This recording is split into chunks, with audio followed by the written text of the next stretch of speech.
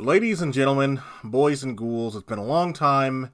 It's your old pal. It's your old pal Sid. It's been a long time because I've dreadlocks now. So this is my post-time skip design. Okay, I wear a little tiny beanie now, so that's cool. We're really moving it back to 2005, as any proper Pokemon fan would do, living in the past. That's how it is. Last we left off, it's going to be Generation 4, but it's been a little bit too long, folks. So I'm going to give you a treat, give you something that's hip, happening with the kids, not from 1999 with Generation 9. Usually for this kind of thing, maybe if I come back to this in like a year or something, my opinions will change, but that is how humanity works. Like if you had asked me in 2001, hey, which one of my Pokemon would be my favorite, I would have easily put Porygon in like the shit tier, and look at us now. So, let's hop on into it. You know how it is. I'm not really basing this off of gameplay implications, or at least I'm trying not to. I'm just basing this on how they look, what kind of vibe they give me. And that's basically it. Although sometimes those two things are linked, I've had the least amount of time to mull over these guys. Some of them I know I've seen before, but I feel like I've never seen them before. Just beat Pokemon Vital a couple of days ago. I got my drink with me. It's a holiday miracle, folks. Whatever day I upload this, it's probably gonna be somewhere around Christmas, maybe on Christmas. Who knows? It'll be a Christmas treat. Christmas miracle. I actually make a video. Holy shit, only literally Christmas could make it happen. Okay, so you already know the tiers. S is really good. A is also really good. B is, kind of serviceable. Maybe I'm not the biggest fan, but gets the job done. C, it's probably a tier where I don't really have too many strong feelings about it. D is I don't like it, but I don't hate it. F is just complete dog water. And racist is for Pokemon where I genuinely wonder, is this one racist? So these are like your Ludicolo, your Jinxes, and things of that nature. Maybe your what's that guy called? The Nose Pass evolution. I forget what it's called. Full disclosure, this is past Generation 4, so this is going to be at about the point where I stop having all the Pokemon name memorized, so you just bear with me here. Sorry if I'm revealing myself as a fake Pokemon fan, not having all 1,013 or so of them memorized. So there we go.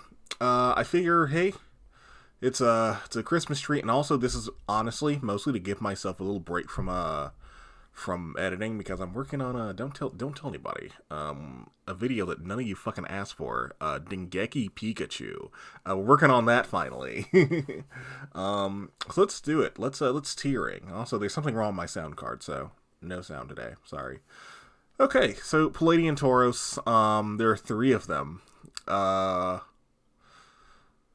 Okay, so I think regular Palladian Tauros probably goes in high A. I don't think I can put it in S because there's just not enough going on there. But I really like Palladian Tauros. This guy is pretty cool. He was even on my team. Bulls in wherever Spain. I guess they do have black bulls. That's true. I don't necessarily know how I feel about. At a glance, it's actually a little hard to tell. The water breed and the fire breed apart. It actually took me the better part of 30 minutes. And a little tip for the kids at home, if you are looking for one of these special Tauroses, the water and fire breed are actually rare spawns, so you'll actually have way better luck if you're not looking at the horns, but you're looking at the tail. That will be the telltale sign of which Tauros is for you. It took me like an hour to find one, but once I figured out, I'm supposed to be looking at the tail, it took like a minute. So, there we go. I really like Palladian Tauros. The fighting breed of it doesn't really look any different from its Kanto variant.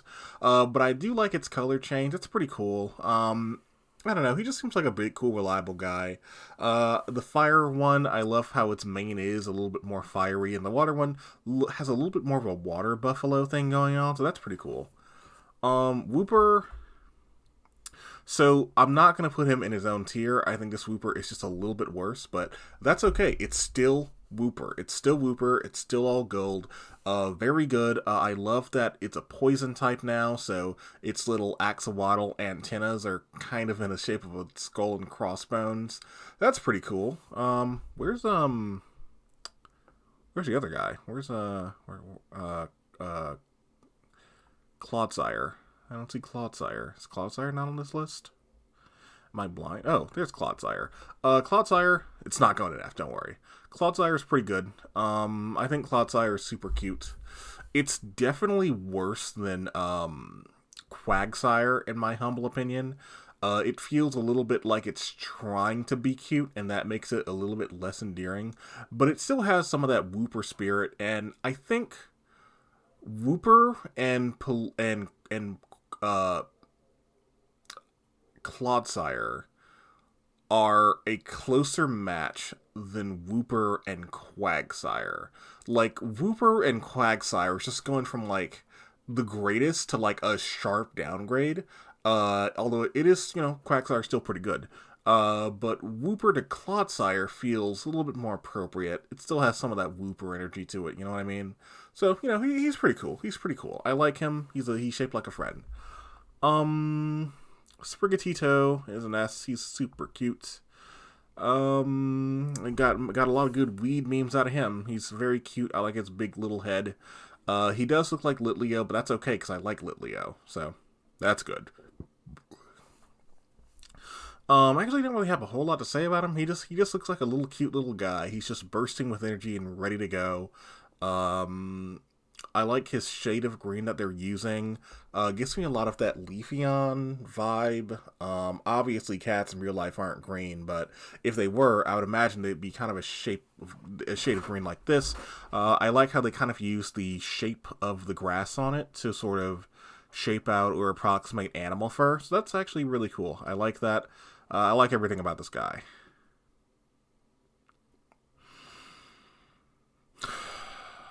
Here we go.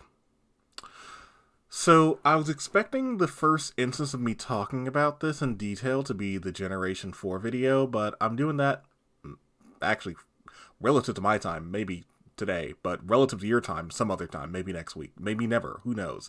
I could die instantly.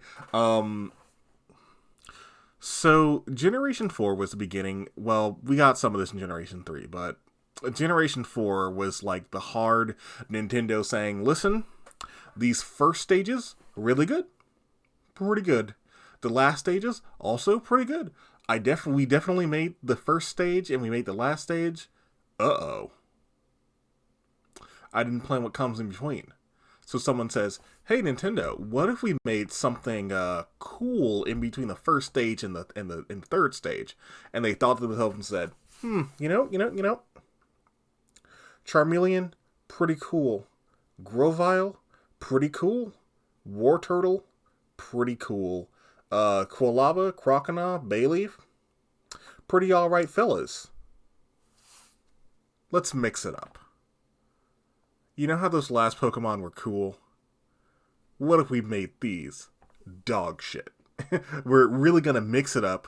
We really gotta mix it up. We're gonna break the mold. Go where no mod has ever gone before. Into this shit tier. This guy isn't the worst example of this, but he's pretty bad.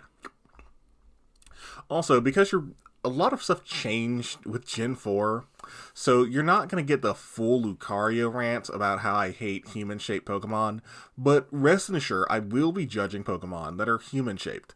Luckily, we don't have too many here, but a lot more than I would like.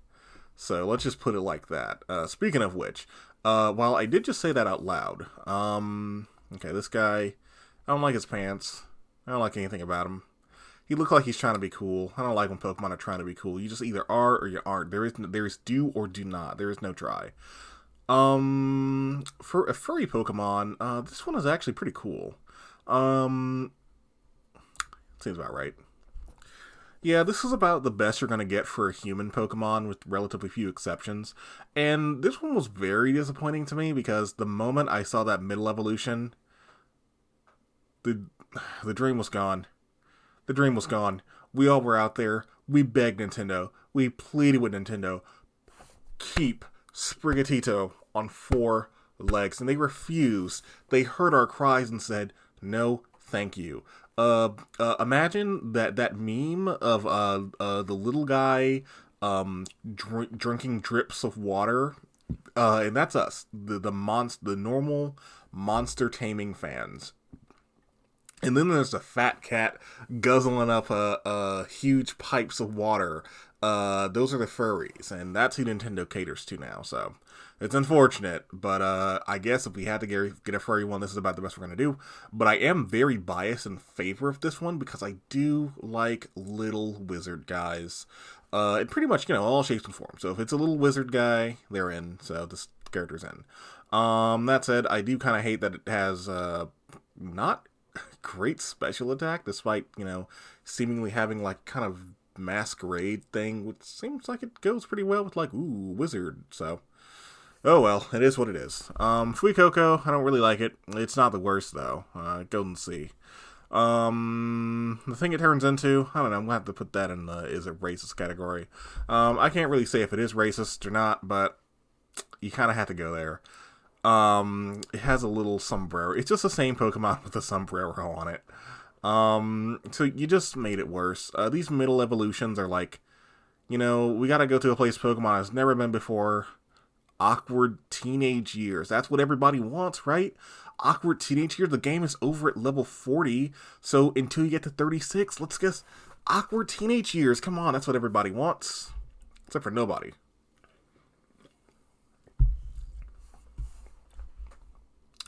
Skeledirge, it's a sugar skull, which does, potentially make a candidate for the racist tier, but I think because it stayed on 4 legs, I think that lets it escape it. This guy's pretty cool. I don't like its front torso thing. It's a little bit too blocky for me. I understand that there is some stylization there, but I just don't think it communicates very well in 3D. And people don't really know what crocodile skulls or skeletons look like, so it's a little harder to communicate that kind of information. And I don't like when it stands up either. But it's solid enough. It's a cool guy. If someone told me that they really enjoyed this fella, I wouldn't stop you. I mean, not my cup of tea, but it's fine. Quaxley, I don't know if I like Quaxley. I'm a little biased. I think I liked it a little bit more before I knew what it turned into. Oh, God. So it has a Josuke hair. It has a big old pompadour, and that's cool. It has a little bit of a Donald Duck vibe. It looks a little too humanoid for me. Like, I don't know. Its expression looks a little bit too deliberate and human-like. It gives me some kind of uncanny valley vibe, and that's not really its fault. That's just the way Pokemon sort of look now. And don't worry, I will be, there's going to be a lot of A's in here, but, there's going to be a little bit of old man Sid talking. And in hindsight, if I knew I was going to do a lot of more Pokemon stuff, maybe I should rebrand as, like, Professor Pulp or something, right? That'd be kind of fun, because pulp, like wood pulp, or like pulp, like comic books, or pulped. Anyway, I don't know what the middle one's called, but I don't like it, so it's going square in the F tier. I think this might be the first hard F I'm giving it. Yeah, it's definitely an F. You too. I hate these two things so much. So one of them, the middle one, I forget what their name was. It's not the worst, but it looks like shit. Like, who's gonna say, oh man, that guy looks so cool? No. Pokemon should either be cute or cool, no awkward, dorky teenage years. No.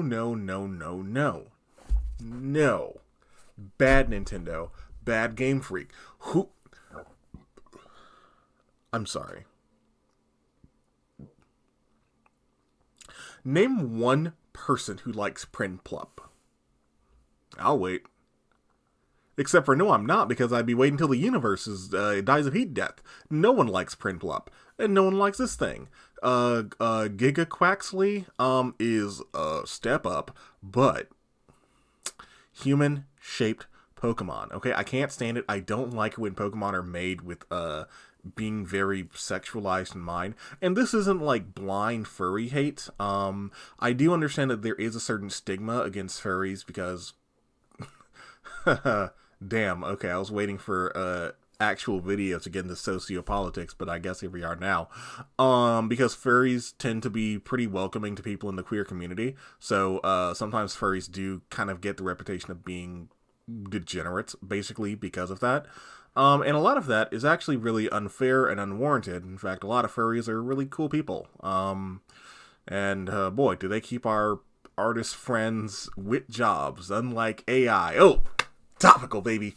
But my point being, Pokemon am not human. Pokemon not human. I shouldn't look at a Pokemon and go, damn, dummy thick.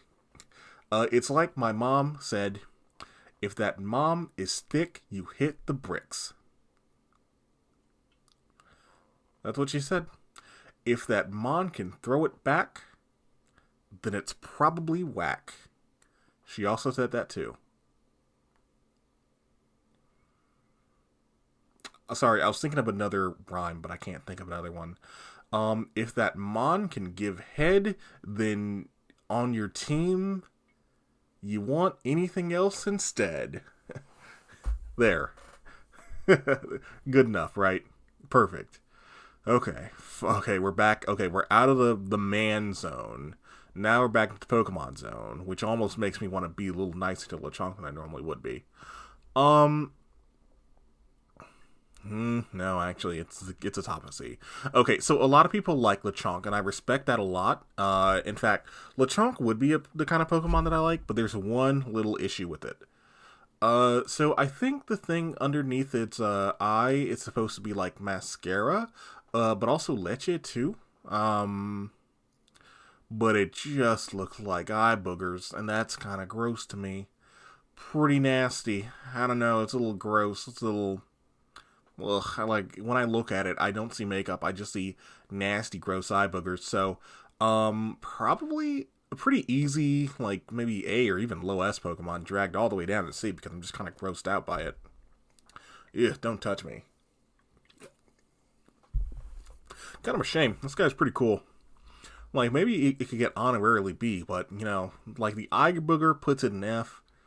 The Pokemon itself is an A, so the only place it can go is high C.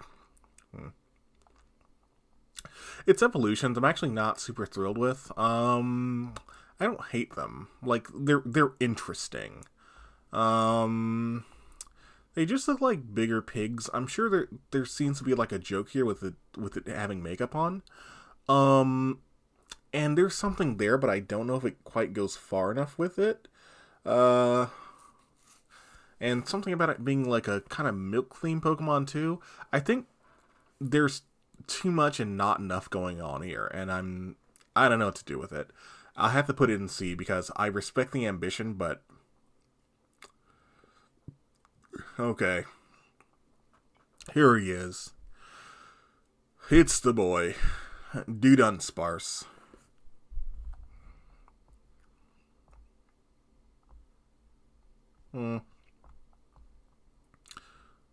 Yeah. Okay, so first, let me say, I understand the joke. Everyone's begging and pleading for Dunsparce to get a new evolution, and here it is. It's more Dunsparce. I almost wish it was called, like, Abundunsparce or something like that. I think its Japanese name is actually something really close to Dunsparce. Something about it up close just makes me feel a little uneasy. Dunsparce or Dunsparce should be a Tsuchinoko. Those are more of a snake-like creature, and this seems to be more of an insect-like one, but it also learned a lot of dragon moves, which kind of goes more towards the Tsuchinoko thing. I kind of like that Tsuchinokos don't really have powers. They're not really strong creatures. They're just creatures that you're fortunate enough to run by. And I think making Dunsparce common and Dunsparce a Pokemon you can find with relative ease, and also being one that, I mean, he's not strong, but he's big. I don't know. I don't like that very much. I think that kind of defeats the joke of Dunsparce. I like that it's goofy. It's still goofy, but it's just more Dunsparce. And I don't know, I just don't like that. Is there a Japanese myth about a big Tsuchinoko? Is there like an O Tsuchinoko?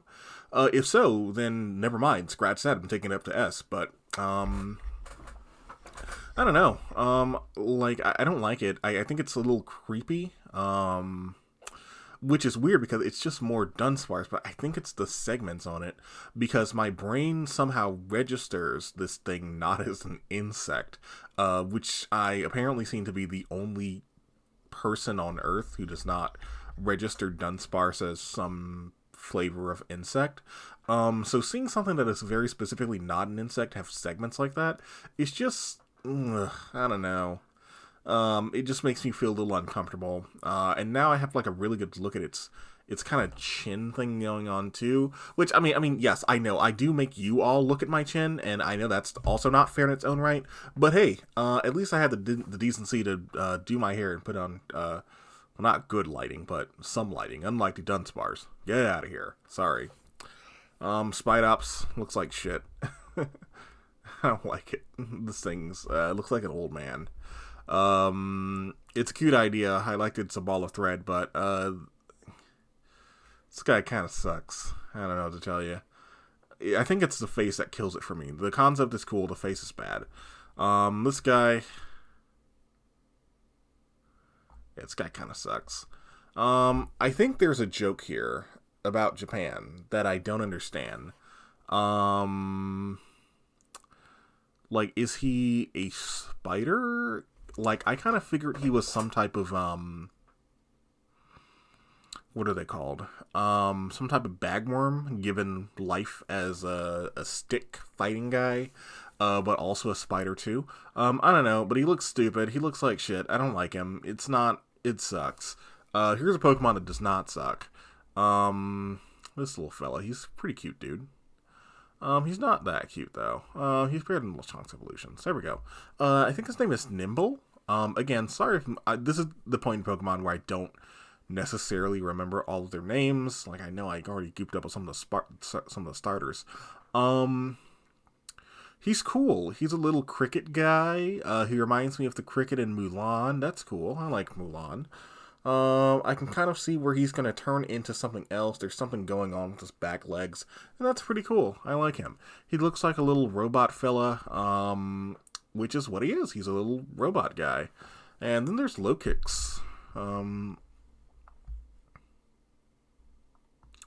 Lokix is pretty cool. I kind of like Lokix. It took him a while to grow on me, though. I think it's because he's so small, but of course he's small because he's a bug.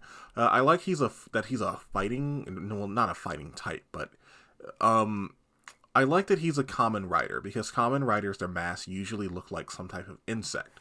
And usually along the way, a lot of them are some type of modified human, like given cybernetic powers or something like that, or like, are an android or something like that, and their special move tends to be kicking. So this is a really cool homage to that, because Pokemon has a lot of kaiju-like Pokemon, but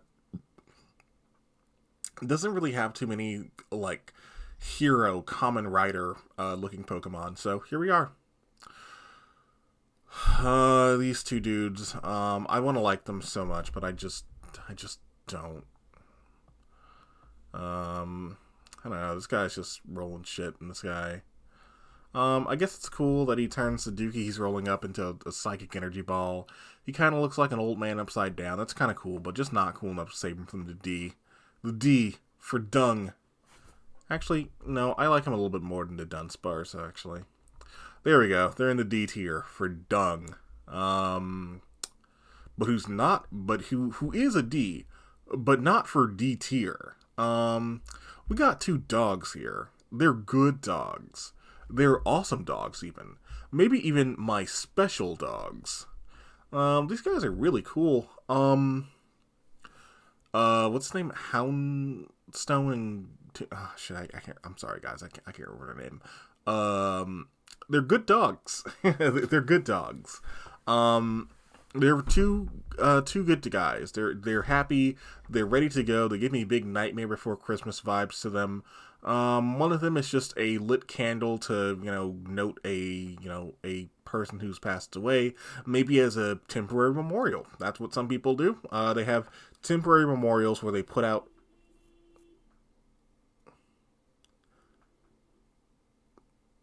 a car passing by and honking. Well, they do that sometimes, but yeah, sometimes you have temporary memorials to just signify to the rest of the community this person has passed away, and here's a small mural in their honor. And then you have the proper tombstone for when, we've had time to get our stuff together. Although they also look really close to Mabostiff and the other dog Pokemon. So that almost makes me wonder, were these two lines related at some point, and then Game Freak got cold feet, because that's definitely how I could see that stuff going down in the game. But for reasons that I will not spoil. This is going to be spoiler free, by the way, or at least I'm going to try to. Like, there are going to be facts about it, especially for these Paradox Pokemon down here, where I'm going to speculate. I'm going to do some speculation here, so there we go. And I'm going to be doing the Paradox ones last, so, these guys will come first. Okay, right on. I don't have any strong feelings about you. I'm not a big fan of you, though. I don't know. This one's just a bird, and this one's just a big bird. So with this one, I appreciate that it has this sort of Cleopatra vibe going on. And that's pretty cool, but there's something about it just doesn't quite hit home.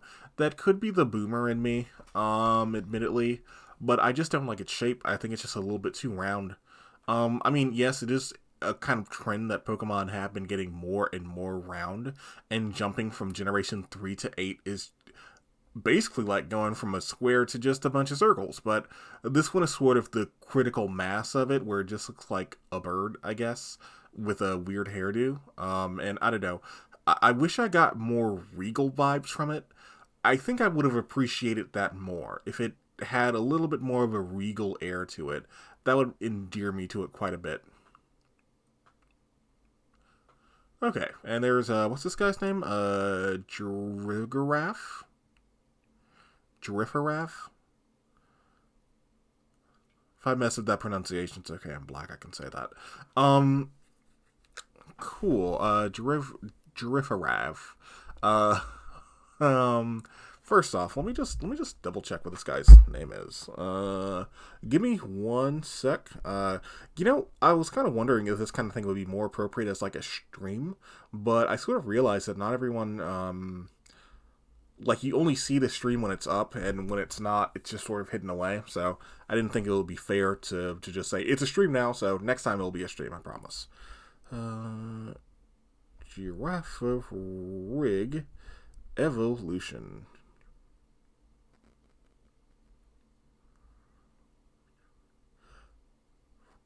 Farigiraffe. Okay, Farigiraffe.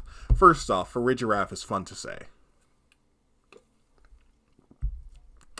It's fun to say, boys. It's pretty good. I think it's very cute. It's a cute idea. It's a giraffe rig inside out, and that's kind of cool. I think it's another one that kind of misses the joke a little bit with, like, it's supposed to be a palindrome.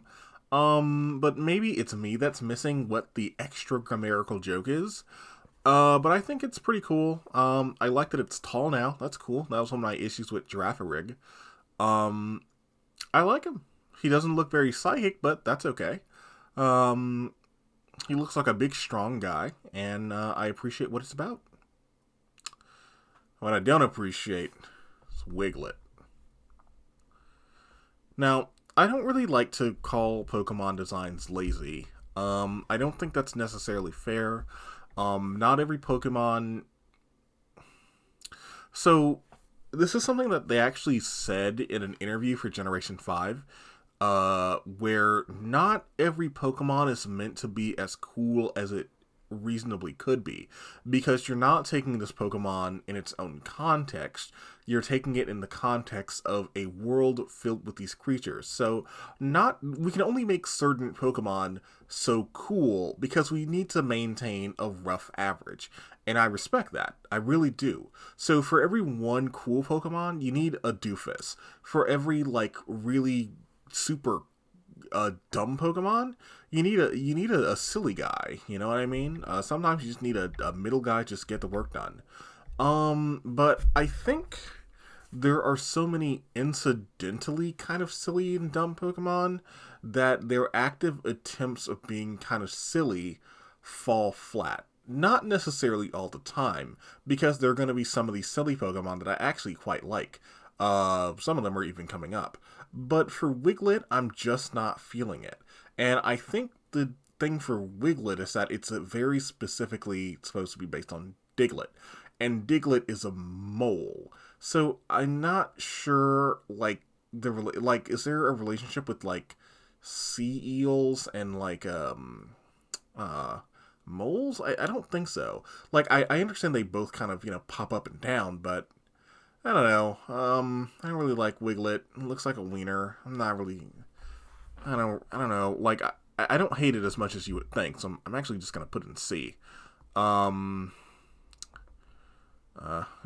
steal a joke from one of my favorite and a much better YouTuber, Imported Cheese. You're going in the C. Get it in the C. Same thing for sus. It's triple sus. I like it a little bit more because without its eyeballs, it looks like Three Among Us. You can go in the C. This dude. Oh, I like him. I actually quite like him. So there's something really cool about his name that I should have. So the pun with him is that he's supposed to be like a big old fat sushi chef. Dondozo. And you would think that Dondozo would be his Japanese name. But it's super not. Its Japanese name is, Heirisher, or something like that. Excuse me, I'm getting text. I'm also getting a text too. So like don, like the Spanish word don, and dozo, like help yourself in Japanese, while irasha, but like with the more sha, it's a Japanese, like, oh, welcome in, like I'm a big old sushi chef, welcome you into the space. That's me slowly looking at Bulbapedia while I was making sure that I was correct there too, and I turns out I was.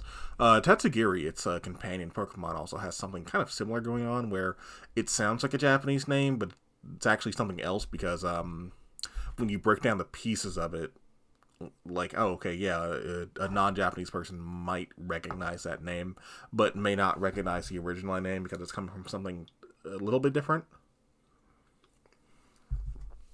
Anyway, I like Dondozo. He's pretty cool. He's a big guy. Him a big boy. I just have an affinity for, like, these big fish Pokemon, like Wailord. Pretty cool fellas. I appreciate them greatly. I like these little sushi guy. He eats you. He also eats his little buddy, too. This thing. Now, a lot of other Pokemon, I think I hate more on the principle of what they are. And Dudunsparce and Big Quaxley Third Strike are two of those, where objectively, I don't necessarily think they're the worst Pokemon. I think they just had a critical miss from me specifically. This one, I just think it's a shit Pokemon. I just hate it so much. Like, I don't understand the joke behind it. And I think if I have to really, like, get my noggin at jogging about what the joke is about a Pokemon, then it's failed. And this thing looks horrible. Like, I guess it's supposed to be a Barracuda, but why is it psychic? I don't know. I don't understand it. It looks ugly. I don't like to say, oh, it doesn't like a Pokemon, because what a Pokemon is sort of changes over time, but this doesn't look like a Pokemon. I mean, and the next Pokemon also doesn't look like a Pokemon in that sense either, but this thing looks like a thing I made in Blender in 10 minutes. Oh, horrible. Why is it a psychic type? What's the deal? What's the deal with Vel something? It's pretty bad. It's going in F. Sorry. Like, there are other Pokemon I hate more, but I just... It would be disrespectful to the people at Game Freak who designed these creatures to put anything above that guy, except for the racist Pokemon, obviously. And then there is, Finizen and Palafin. So, I have such a hard time. So first off, Finizen is cute. So, it took me a long time to figure out what the pun is with this thing, but when it hit me, it made sense. So, this thing evolves when,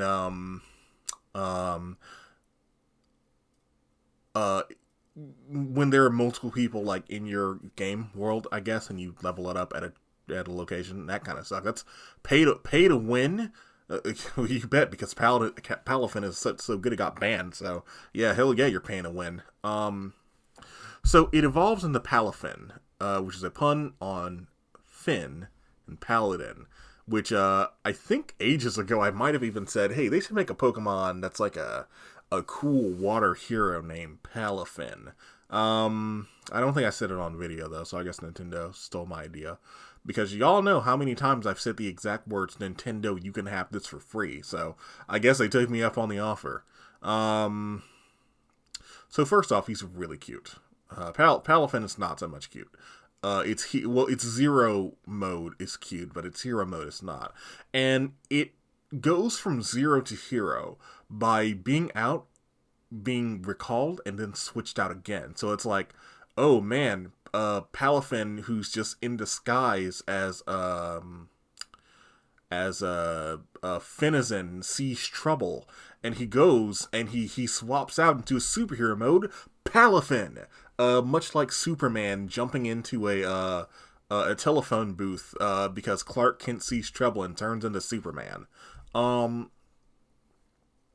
not gonna lie, I'm gonna be 100 with you.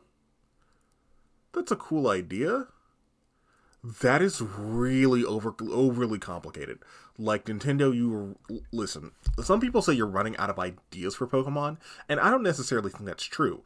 Hey, you know how many cryptid Pokemon we don't have? We have no Mothman Pokemon. They're not running out of ideas. There are tons of Pokemon. How many trained Pokemon do we have? Well, actually, we have one. But, you know what I mean. Like, there are tons of ideas for Pokemon out there, right? But we're running out of ways to make them evolve. So maybe we should just go back to just hitting a certain level and just calling it a day. I think that's fine. Or maybe even doubling up on some of that shit that we, could be using. Like, hey, when's the last time something evolved with the Water Stone? Like 2006? Come on. Anyway, that's enough of that. These two are basically identical. This one has a little heart on it, so that's kind of funny.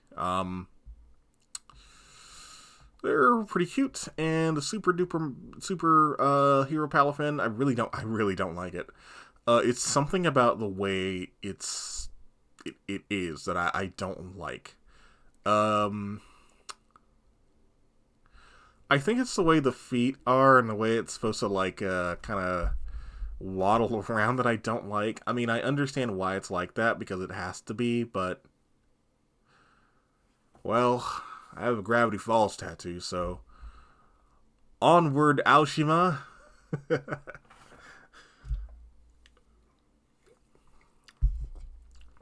If I was a better person, I would literally put the onward Aoshima clip in there, but no, this is one step above a stream, and I want to get this out to y'all before you die of heat death, because I haven't put anything out in 150 years, and you probably think I'm dead. Smoliv. Oh, whoops. Nope. Absolutely not. There you are. Nope. Where'd you go? Oh, because you're split up, that's why. Okay. Smoliv. Smoliv makes me live. It's a pretty good Pokemon. Very cute. I love him immensely. Look at him. He's just a little guy filled with anxiety. Relatable.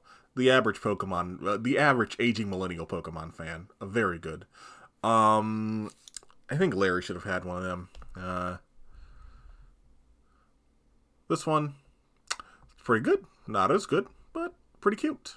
For a humanoid Pokemon, it doesn't look too humanoid. It still gives me, like, very Dryad vibes. That's pretty cool. The third one, it looks like a big, wise tree. Definitely worse than the first two, but still pretty good. I would even consider using it on my team. I guess Olive olive oil can have a sort of muting taste to it in the best way possible. I mean, and in that it sometimes feel like it's evening the playing field of the food you're eating it with. And this thing is a normal type, so maybe those two things are related.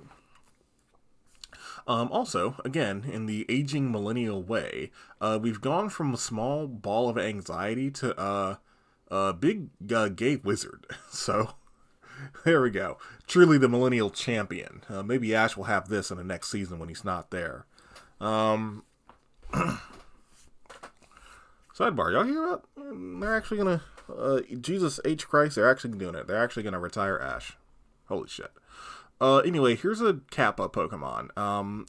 I forget what it's called. Kidsation? Capsation? I don't know. He's cute. I like him. I don't like him that much, though. Seems about right. He's a little Kappa. Finally. It only took us like almost 30 years to get it. It almost took us like 25 years to get a second Kappa Pokemon. This time they actually did it right. Well, one that's, not racist. Scovillain. You know what I'm going to say? And I know what I'm going to say.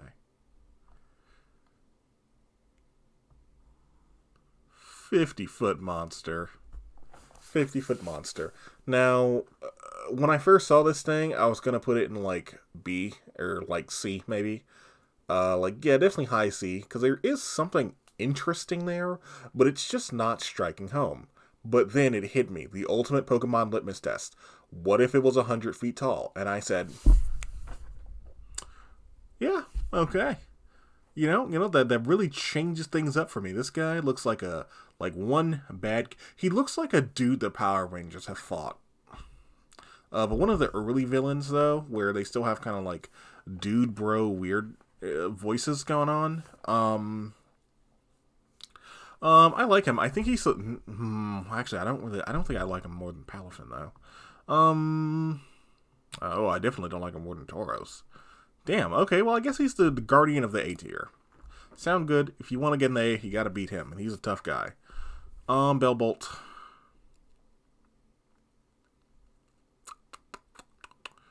Well, also he looks evil, but he's not a dark type, so that's pretty cool. He's Scovillain. I like that pun. I'm not a big fan of his neck though, but I respect what they're going for. I kind of wish I kind of wish he was a quadruped. In fact, if you want to escape the bee, if you want to escape the D or the B, you gotta beat the D. Whoa. Don't worry, I'm not gonna quit my day job for this. Okay, Bellbolt. I'll be real with you. I don't hate it, but I don't have a strong feeling about it either. Same with this dude. I like him a little bit more. I want to honestly rank him a little bit lower because it feels like they want me to like him, but whatever. He's sort of the semi-ace Pokemon of EO, and I have joked several times, and I'll continue to joke that the comments in EO's chat section when I wiped the floor with her were just full of slurs. You know it was nothing but inward this, inward that. EO goes woke. That's what all the fucking YouTube comments and all like the reactionary videos said the next day because they had like a black person on the stream. So I guess being actually, you know what? The fact that I can meme about that a little bit is actually kind of funny. I like it a little bit more than that seems about right. Actually, now that I think about it, I like Wiglet more than these two goons, I guess. I'm not in love with it, though. It's really coasting card on me liking Diglett. Revrim. So first off, this thing floats. I don't like it. It's pretty bad. I don't care. It should be an engine, but it has rocks and shit on it. If you're going to be mechanical, be mechanical. If you're not, you're not. There are other Pokemon that are mechanical, like fully, that seem to not have an issue with this. So, I don't know. Maybe this just wasn't the game for Revrim, or maybe you should have had a dedicated car Pokemon that, yeah, if they had, like, a Pokemon that has metallic features and, like, maybe had car-like tendencies to sort of tie the gap between our normal right now Pokemon and in a potential future with a mechanical Pokemon. Is there any of that in the game? Are there any Pokemon like that sort of tie the gap between these mechanic... Oh. Alright. The big worm. I don't really know how to give this guy a fair ranking, Orthworm. So his Titan form, easy yes. The first time I saw that thing, I was in love. That's a big old bus Pokemon. That's a big future ride inside Totoro cat Pokemon. Hell the fuck yeah. And then I saw the regular one immediately after that boss battle and said, oh, it's just like that big. Ugh, what a letdown. I don't know what to do. One is an S, and the other is an who gives a shit. The other is in D. Okay, I'm gonna do the kind thing. No, because it's gonna return in other games, and it's not gonna be a Titan then. I hate doing this because seeing that giant Orthworm was the coolest thing I've ever seen, and seeing the regular size one was just heartbreaking. Like, you ever had a dream that something really cool was going to happen? Like, I don't know, maybe that person you really liked was like, oh yeah, let's go on a date or something like that, right? Or for me, being a fatso, like, oh man, I'm dreaming about, there's a pie in my refrigerator that I'm going to eat when I wake up. Yummy. And I get up and there's literally nothing, and actually I'm out of food today, so I have to actually drag my lazy ass to the grocery store, and it's just unfortunate. That's what this Pokemon is. This is me waking up to realize that there is no Snickers bar in the refrigerator waiting for me. But in fact, I have to drag my lazy ass to the Trader Joe's and come home and say, I'm not cooking that shit. I'm just gonna order. I'm gonna order takeout. I can't do this right now. Sorry, Orthworm. I can't think of a pun. You've wormed your way into the dirt. And then there's Mousehold. There are several of them. I like Mousehold, and well, I guess this one I don't like as much. Actually, this one, there's only two of them, so I actually don't really give a shit about these two. Yeah, it's kind of funny that just adding one more makes so much of a difference. So, Mousehold and Tandemaus. So, Tandemaus is a very good pun. It's just two mice together. It's two mice. It's two brothers. And then there's Mousehold. That, much like Dudunsparce, can have a very small variation on them. Dudunsparce can have either 2 or 3 segments, with I think the 3 segment version being 1 in 100, and with Mousehold it's the opposite, where the three of them are the rare version, and the common one have 4. That's pretty cool. I think there's a little bit of cool meta commentary where, like, hey, it's perfectly normal if you, like, only have, like, one parent or, like, one sibling or whatever, or just don't have exactly 4 people in your house. In fact, in some ways, that might even make you special, depending on who you're talking to. But in most ways, you're just a regular old idiot, just like the rest of us. I really like Tandemaus, or I like Mousehold. I really love that pun, Mousehold. That's pretty cool. I like its signature move, Population Bomb, because I think that the term it uses, I can't think of it. It's Nezumi something. Um, hold on, I have to look this up too. Uh, population bomb. It can definitely be either read as mouse bomb or mouse cut or explosion or something like that. Or no, it can be read as proliferator or mouse cut. And that name is. Tell me.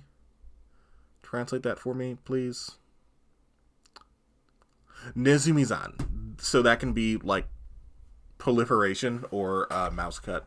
So that's pretty cool. I mean, I guess for Japan, it's actually not that cool because a lot of, like, most things have at least two ways of reading them. In fact, it's easier to find things that don't have two ways of reading them. But I guess it's fun when both of them are relevant, right? It's pretty good a guy. Pretty horrible shiny. Gotta be, like, definitely in the F tier for shiny. Then there's this thing, which is the opposite. This guy's going in the dirt. Like him a little bit more. Yeah, I don't like him. He's supposed to be a land whale, but there's a joke here with the way it's designed, but I just don't understand, and I just don't like it. I don't like its little flappy hands. I don't like that it has legs. I don't like its kind of buckish teeth.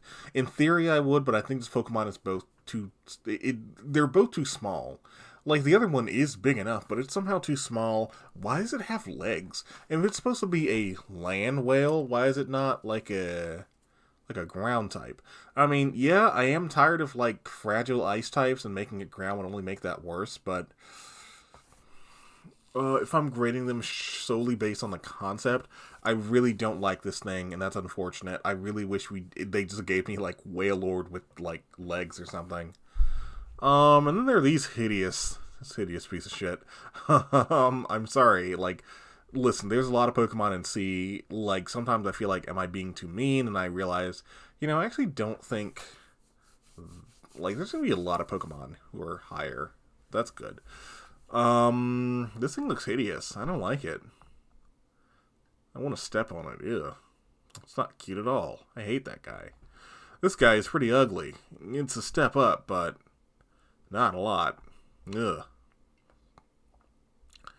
I don't know. I don't like its face. I don't know. I think there's residual damage from, like, Jinx and Ludicolo, where I'm just skeptical of anything with lips now. Yeah, I don't like its face. You have to stay with it for a long time, too. And then there's this dude. He's pretty cool. Yeah, he's alright.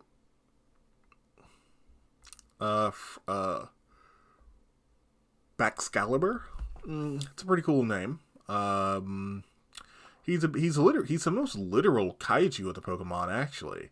I don't like how much the big giant monster Pokemon have gotten quite a bit simplified, and I think Baxcalibur is kind of the apex of that, where he looks just so much simpler than Tyranitar and Dragonite. And even Dragonite still has, like, it's pretty soft for a Gen 1 Pokemon, so. But he's still pretty cool. Again, if a Pokemon can be a star of a monster movie, then I think they should definitely get a higher tier. Actually, you know what? No. Now I'm thinking of, like, other Pokemon that I put in S before. And I think it's fair to say, what's this region called?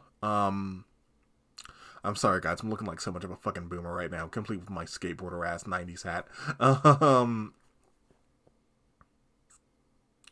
Whatever this region is, I lost my train of thought because I'm just fucking old now. Sorry, guys. I remember. I think he's about as cool as Scovillain. Oh yeah, I remember what I was gonna say. So I think a B and an A in these later regions aren't as B or A worthy as other Pokemon's B and A. Like, I think this S here might be fair to even say that a late Pokemon S is like an early Pokemon A. I know that doesn't always apply, because a lot of these are actually, I do think they're unironic S's, but it is what it is. Tatsugiri, he's just a little guy. He's just a little dude. No, he's going in C. He's okay. Oh, nope, not you. Don't mind me, I'm just a little tired. That's why I keep misclicking. They're cool. I like that they have 3 different forms, but I do think that kind of overcomplicates things a little bit. They sort of look like sushi rolls, and that's kind of cute, and Dondozo eats them up, and that's kind of cute. I think I really like them separate. Like, together, I really feel like they just drag down Dondozo. And I'd prefer if Dondozo was just kind of a C-based Snorlax. Just a big old guy who's like, give me a couple of Kirins and a couple of rolls. I'm a Japanese man with a thick Brooklyn accent. Specifically one not from Brooklyn. Dondozo. So that's what I think of Dondozo. And Tatsugiri, I guess. Cloth. I'm about to get canceled.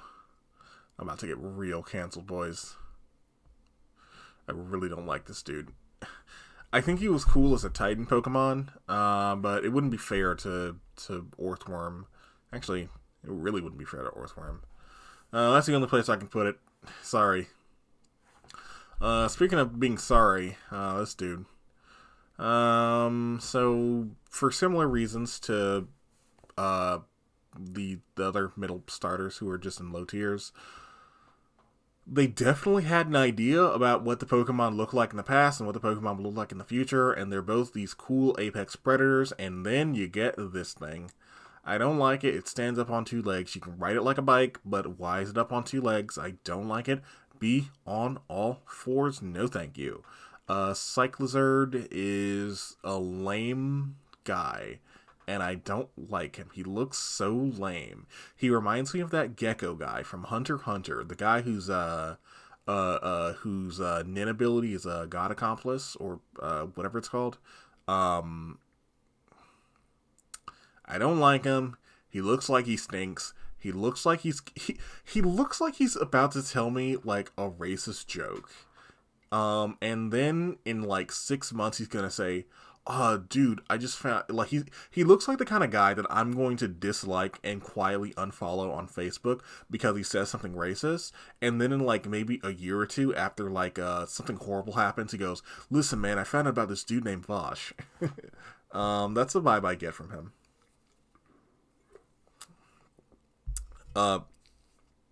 If that was too much of an inside joke, Vosh is like a kind of edgy leftist guy that a lot of Nazis seem to like, because he makes like kind of edgy jokes, and he makes his thing to kind of convince like shitheads that like, hey man, you come over to the left, we can tell edgy jokes too, and you don't have to like hate trans people or black people or whatever. But he can be a little annoying sometimes with his shtick. There we go. That's Cyclizard. I'm not a big fan. Apparently quite good in PvP. And then there's our obligatory, we got Pikachu at home. I really just want to start giving this their own tier. If I can, I think I will.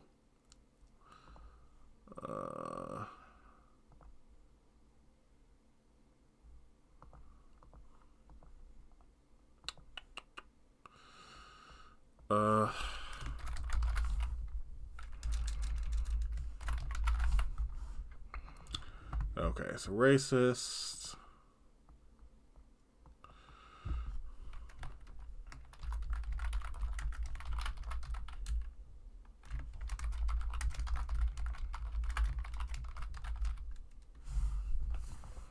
Why is it centered so badly?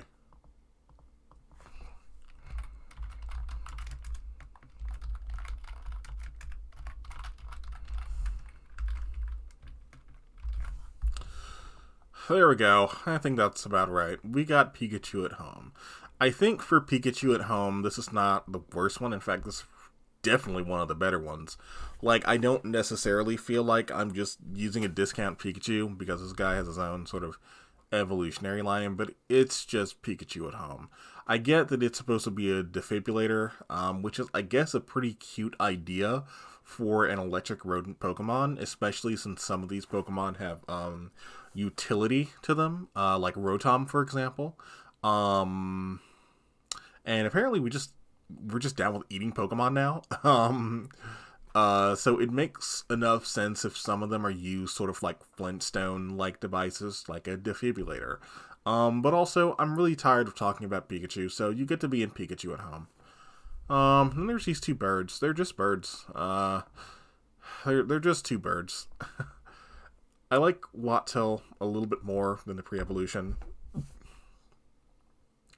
I like its color scheme. That's pretty cool, but something about it just doesn't quite feel right. I don't understand why it's an electric type. It just feels like it just kind of is because they needed an electric type or something. It's actually quite a bit bigger than you would think, but I also don't think seagulls lend themselves to be very interesting designs. And I understand a lot of Pokemon tend to just be birds, but this one is just a bird. With the cool design, so it almost feels like it's trying to not just be a bird, but it is the most aggressively just a bird. Like with Toucanon looks a little bit grumpy, and I find that to be a little bit endearing, because it's just a toucan. And that's almost funny in itself, because it just looks one for one like a toucan, but with a kind of grumpy face to it. But this one, I don't know, it doesn't really seem to have much personality going on. I feel like it's supposed to be like a kind of dopey Pokemon because it's like a dumb old seagull, but its coloration makes me think like, oh, it's supposed to be cool. It's a striker Pokemon. So I just really don't like it. I don't care for it much. I don't hate it, but I just don't really have too many strong feelings about it. And that's what a lot of these Pokemon tend to be. And I noticed them getting a little bit more divisive, where I honestly feel like a C tier for, Generation 5 onward, it's like a D tier for the first four. So, there we go. They're going in the C, I guess, because that's where you find them. Speaking of, Bombardier. I don't like Bombardier. I don't hate Bombardier, but I just don't like it. I guess it's a Pokemon that does bombard you with, like, rocks and stuff, and that's a cool idea. And that's also a cool idea for a boss Pokemon, but I just don't think they do enough for it for the idea to stick with me. I think I'd like it a little bit more if some of these Pokemon I saw in a more organic context. But a lot of that is something that Pokemon doesn't really have the ability to do. Like, what if some of these Titan Pokemon, instead of just living peacefully, were more antagonizing the countryside? And Bombardier just happened to be a very big Pokemon that can, well, bombard you with rocks. Now, I get there is a little bit of that in the story where you spend all of 15 seconds going up a hill, but that literally lasts for like 5 seconds, and I think this kind of thing would benefit from a little bit more interaction with Pokemon. And I do understand that doing that would increase development time for Pokemon that they're woefully, thin on, but I think that there is some benefit with just having a game with less Pokemon in it. Like, what if Orthworm was always big and was a Pokemon you could ride around? What if some of these big Titans were actively bosses that sort of antagonized you, I guess? Arceus had elements of this, but it also felt a little bit, writing around a thing instead of writing the thing. And I think, Bombardier has a lot of that. I guess it's supposed to be sort of like a stork Pokemon, but again, I just don't like it, and there's a lot of concepts that they could use with it that they just don't go far enough with, and I think that goes for a lot of these Pokemon. Like the Dung Beetle Pokemon, maybe I'd like it a little bit more if it rolled its Dung Beetle, if it rolled the dung into like a big mace, like a big spike ball, right? Like, that might be kind of cool.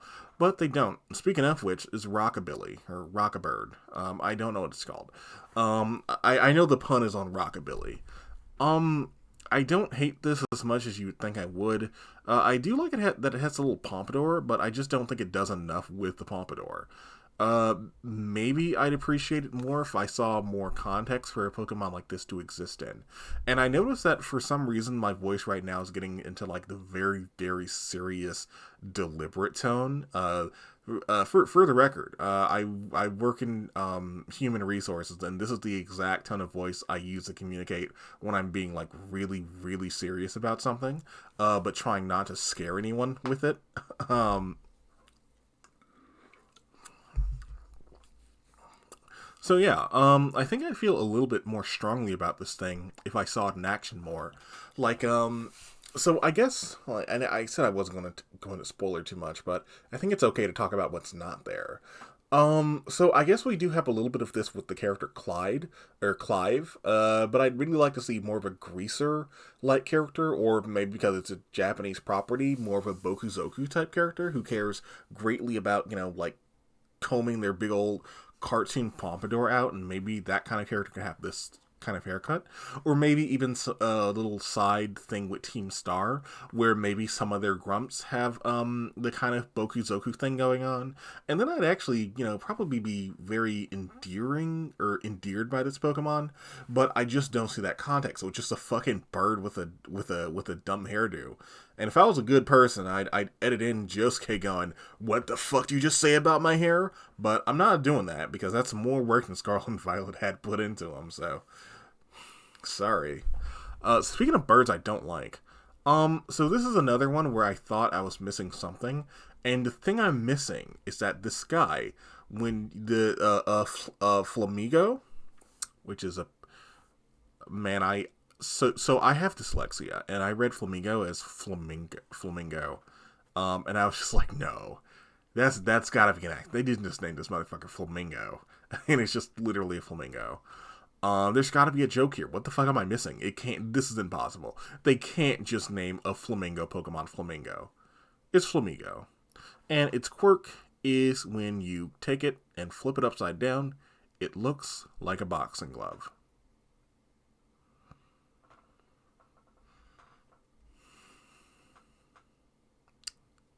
You could have literally done anything to make that more apparent.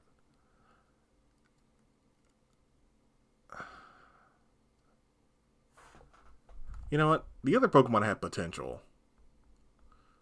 No, this wouldn't be fair to at least the creative spirit behind some of these bad Pokemon. Sorry. And I will acknowledge upfront that it has to be a difficult process to create so many Pokemon. And I don't necessarily think that they're always just throwing, whatever random shit they can think of at the wall. I really don't. I earnestly, in my heart of hearts, believe that, there is a pretty strong... I'm just going to start moving some of these around so I don't do them last. I honestly do believe that, there is a strong vetting process. And I'm sure that a lot of Pokemon out there, do end up being in a little bit of a queue for quite a long time. Hey, I'm sure there are plenty of Pokemon that were designed decades and like a decade ago that someone at Game Freak has been saying, "Hey, listen, I have this type of Pokemon. I really want to get it out there. Let's please make this Pokemon." And they go, "Okay, let's put it in the file," and it didn't, and it got cut the last second because, I don't know, maybe the balance of one type of Pokemon was off, or this type of Pokemon commands these type of stats, but we just have too many Pokemon of that type of stats right now. Or hey, maybe that Pokemon is too cool, we have to go with a different design, or, something like that. Some type of design philosophy, but we got some more Pokemon to talk about. Let's just keep going.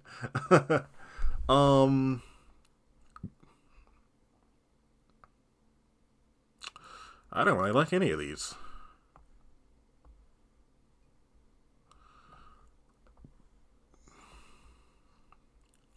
So this guy's a walking pyramid, and I guess it's tolerable. I like the pattern that he sort of has, where you can kind of tell that there are multiple layers of limestone and other types of sediment, and that's actually pretty cool. Well, I guess it's more of a salt than a sediment.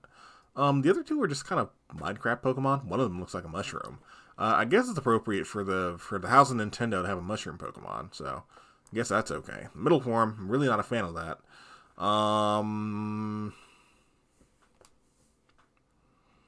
Yeah, I don't know what to tell you. I'm just not a big fan. The first form looks like a mushroom, and I don't like that. Glimmerant. Uh, you know, I really don't like this one either.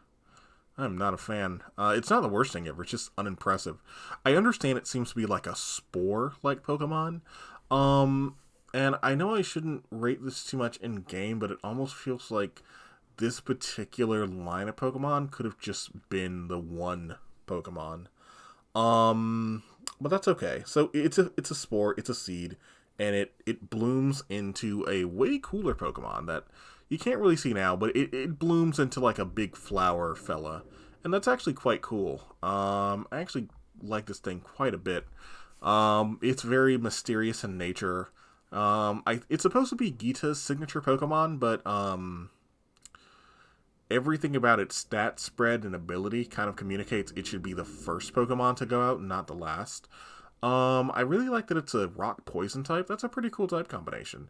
I like its color. It feels like a Pokemon that you find at like the very ends of the earth, like this beautiful yet, horrifying monstrosity that kind of blooms out into a flower. Not quite sure if it's alien in nature or not. It seems to be able to get along, here relatively well enough, but it only exists in Area Zero,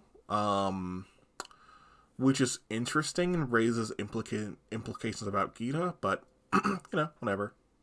It's pretty cool. I quite like him. Then there's Shroodle. Ooh, I don't like him at all. This thing is hideous. Oh, it's gross. Oh, God. Oh, that seems about right. Ew. But be careful. Who you call ugly in high school? This guy's awesome.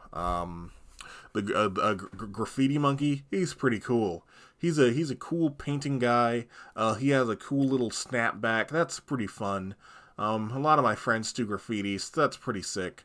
He looks like a jet set radio monkey. This guy's awesome. I love him. Gotta be one of my favorite Pokemon, in general. I wish he learned Sketch. I don't think he learned Sketch. He's very cute. He's a fun dude. This is what I want. This is what I wanted from Apom. Actually, this is what I wanted from Ambipom, because he's the ball Pokemon, so he's pretty great. I really like him. He's very colorful. He's a normal type, but also he has like such colorful paints going on that are supposed to be natural venoms. The place where you find him, although it looks like it could be a Team Flare thing, I think this is just this guy's natural habitat, where he just kind of paints up all the trees with graffiti, and that's really cool, and I love him very much. He's very good. Speaking of very good, we got a bunch of good dogs coming up. Good dog. He's just a good boy. Fido. Great pun. It's pretty good. I think his Japanese name is Puppy Mochi or something like that. Also a very good pun. And then we have Dachshund or something like that. He's also a very good boy. Very good boy. He's very cute. Not as cute as the original form, but he looks like an older, but still very cute toy dog. His ability, well-baked body, so when you light him on fire, he only gets more well done. That's pretty cute. And then we got some pretty good dogs still going. Some very good boys. Not as good as the first set of boys, but this first guy is he's alright. I think he's supposed to be like a mobster Pokemon who's giving you the eye. Like he's asking you want to take this out back? We can talk behind the Pokemon if you really got an issue with it, and he has a knife with him. And then there's Mabostiff, who's gonna make you an offer you can't refuse. Mabostiff is really great. Did anyone else get the shit kicked out of them randomly at the end of the game by Mabostiff? Be real with me. I didn't even know that losing the game was even an option, and just got swept not once, but twice by fucking Mabostiff. Oh boy. Oh man. What a good dog. I'm happy he didn't die. Spoiler, he does not die. Mabostiff and the other guy were the two. Like, I thought Mabostiff and Houndstone were related, but they're apparently not.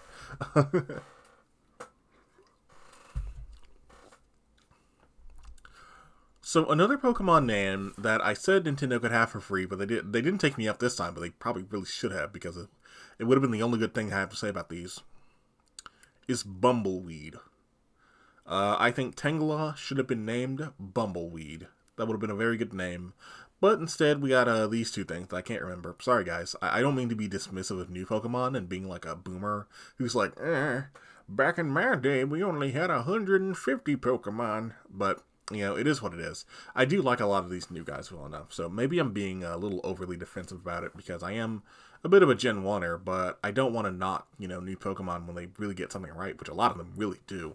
But these guys just suck. You just tumble onto the dusty dunes of D tier. You can tell I've been watching a lot of Imported Cheese because this particular, when I talk like this, because he just has a very lovely speaking voice, and, I get all of my speaking quirks from YouTube people. I've been doing it since high school. It seems to work. People like the way I talk, so I'm just gonna keep doing that. Okay. You also tell because I'm adding a lot of puns. Gimmighoul is pretty good. I like Gimmighoul. He's pretty great. Gimmighoul is super cute. It's alien form. So I thought it was going to be an alien Pokemon, not a ghost. So I'm going to have to put its wandering single coin form ever so slightly lower. In fact, no, you're going an S. And you're going an A. They're pretty good. They're pretty cool. So everything I like about Gimmighoul, the name is cute, it's fun to say. And I think its Japanese name is like Coin Kure or something like that. Which has like the character for Rei is in spirit, coin, and like to give. So there's a lot of multi-layer puns going on. And then there's the other one. Then there's Goldino. Or Gouldino. Okay, so this is gonna sound contradictory. But I just need you to bear with me since I understand I can't die on the hill of saying everything that is racist, although it is going in racist. So let's just get that out of the way now. It's going in racist. But higher than this guy, though. It's the dreadlock. It is the dreadlocks. I'm half joking. I think I saw someone comment the fucking Cinnamon Toast Crunch, or the Applejack cinnamon roll got gentrified or something like that. I don't know. He's going in the, I don't know if this is racist tier. Oh wait, I forgot. I had a question mark in this tier because I wasn't sure if he was racist or not, and I wasn't sure yet. Okay, so 1, he's going in the racist tier. 2, some of you are gonna fucking hate me for saying this. I think Rhyme should have had this thing. I know there is a certain stigma. Well, here, let me try this again. As a black person, there we go. Okay, that's a good way of contextualizing this. I think that Rhyme should have had a Golden Ghoul. Now, I don't know if you're not a black person, should you personally say, I think the black person who's a rapper should have this solid gold gaudy piece of shit Pokemon. I wouldn't say that if I were you. I would definitely not say that, actually. I don't want to get you in trouble, you know what I mean? But I will say, like it or not, there is a certain gaudy element to hip hop. There is a certain, let's have a lot of fun with these big gold ornaments that are there, and Rhyme is a ghost-type gym leader. She is the MC of the RIP, and definitely, if I ever do a gym leader tier list, definitely at least high A. Pretty great. And I really feel like they missed an opportunity to do something cool with Gimmighoul. So if I was gonna, if I was gonna really give these two a ranking, top of D and maybe low B, I don't know, something about, like, seeing his 3D model kind of endears me to him a little bit. And knowing that he has a little gold surfboard. And I don't think any other Pokemon have, like, their own, outside of, like, the swimming Pokemon, have their own little surfboards going on. But other than that, they're going in races because, I don't know. Annihilate. Return to Monkey. No, Monkey return to you. He's back. He's for revenge. He's literally fucking Akuma from Street Fighter. Isn't that cool as shit? He's also just as good at fighting as Akuma too, so that's pretty cool. There we go. Yeah, you can go right about there. Yeah, seems about right. I really like him. I really like his broken chains. He's broken free from his physical confinements. A lot of people contextualize him as he got so angry that he died. I like to think that, well, yes, he got so angry that he died, but there's just something about his burning spirit, his burning Tamashi, that made him want to fight on forevermore. And he has not only gotten so angry, but so good at fighting that he's come back as a denizen from hell. Great stuff. Pretty good Pokemon. I really like him. Really feeds into that kind of Oni-like quality that Primate quietly has. Don't quote me on this, but I think the Japanese name does have the character or pronunciation for Oni in it somewhere. Toad's cool and Toad's cool and Toad's cruel. So at first I actually didn't really like them. I thought they looked a little bit too goofy, and I still think that way for Toad's cool. But I don't quite hate it either. I think he's kind of tolerable. He's really funny to watch him. Actually, no. He's going in B just for that animation. And then there's Toad's Cruel, who was sort of in a similar situation. I don't think his run-in animation is quite as funny, but I do think that he does have the Japanese idea of an alien, like the Mook enemies from Mother. And it is kind of fun that Pokemon would take this long to get that particular type of Mook enemy and use, like, such a familiar design for it, too. So I think I kind of have to put it in B as well. Definitely about Palafin. Maybe right about here. Also, this is another Pokemon that they do mention eating, and let me just say, Toadstool actually looks pretty damn tasty.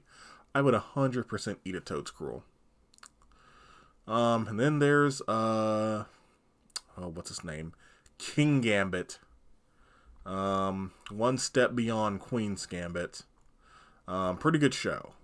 Pretty good show. Okay. So I don't think I've told you a funny story recently. So let's tell you one now. So one of my good friends, I was watching Queen's Gambit, the Netflix show about chess. It's very good. And I was watching it, and they got to the part where she gets to the chess club, and she plays against all the chess guys. And I say to my friend, dog, they really nailed the look of, like, what a crusty ass white guy looks like. Like, they have, like, their little ridiculous crusty button-ups. They all look gross and weird, and like, what the fuck, these guys are wearing, like, button-ups and business casual on the weekend. Look at these fucking losers. And then she says to me, but my boyfriend looks like that.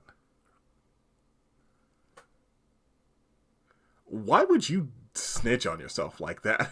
Homie, you could have just you could have just taken that L and kept it pushing. You could have just walked away. Oh well. I'm a very nice person online, but in real life, I absolutely will bully my friends, so. There we go. That's kind of funny. That's my Queen's Gambit story. Also, they made a Queen's Gambit, the board game, and of course, the first comment was, oh, you mean chess. That's funny. But I really like this dude. This dude's really cool. He has a big sword on his head. Has a big old mustache. I don't know how I feel about he kind of sits on his hair. I kind of wish that they found another way to do it. Like maybe if the hair kind of spiraled into something that he sat on. Or maybe if he got up too. Because his running animation is like if his hair was moving or had wheels underneath it.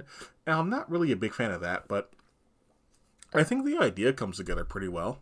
And it's definitely a step up from Bisharp. And, if he's, Bisharp is a bishop, so it makes sense that there's something higher than a bishop that's a king. I like it's a Shogun design, so a very rare instance of a Pokemon with king in the name, resembling any type of royalty. So that's pretty cool. Um, Pretty good guy. High tier, really like him, really cool. Was definitely my ace Pokemon during the game. It almost felt like cheating to use him, but then again, I did go out of my way to get him early. Well, early, only slightly before the end of the game instead of at the end of the game. He didn't listen to me until damn near the credits, so there's that. Okay, so now there's the crowd favorite, the Tingaton line. F. Horrible. F. Not as horrible.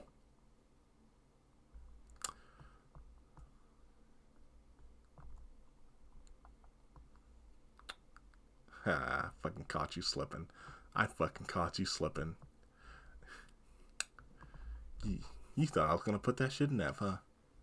Nope. Nah, this motherfucker's going in S.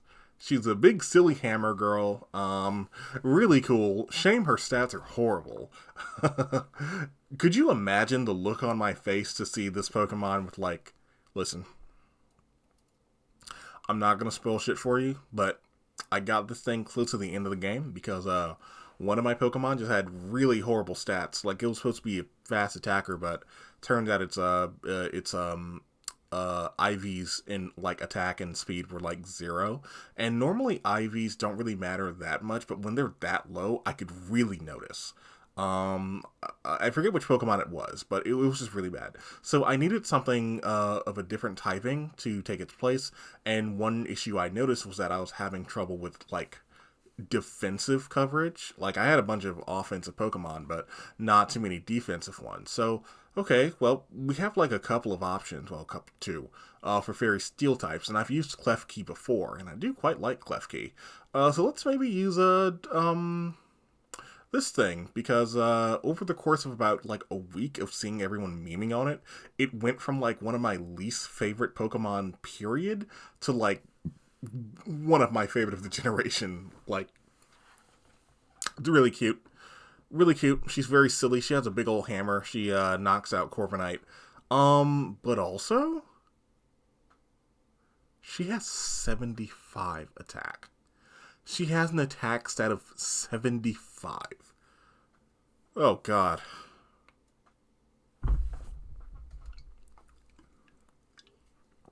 Imagine. Imagine having a hammer made of literally feathers.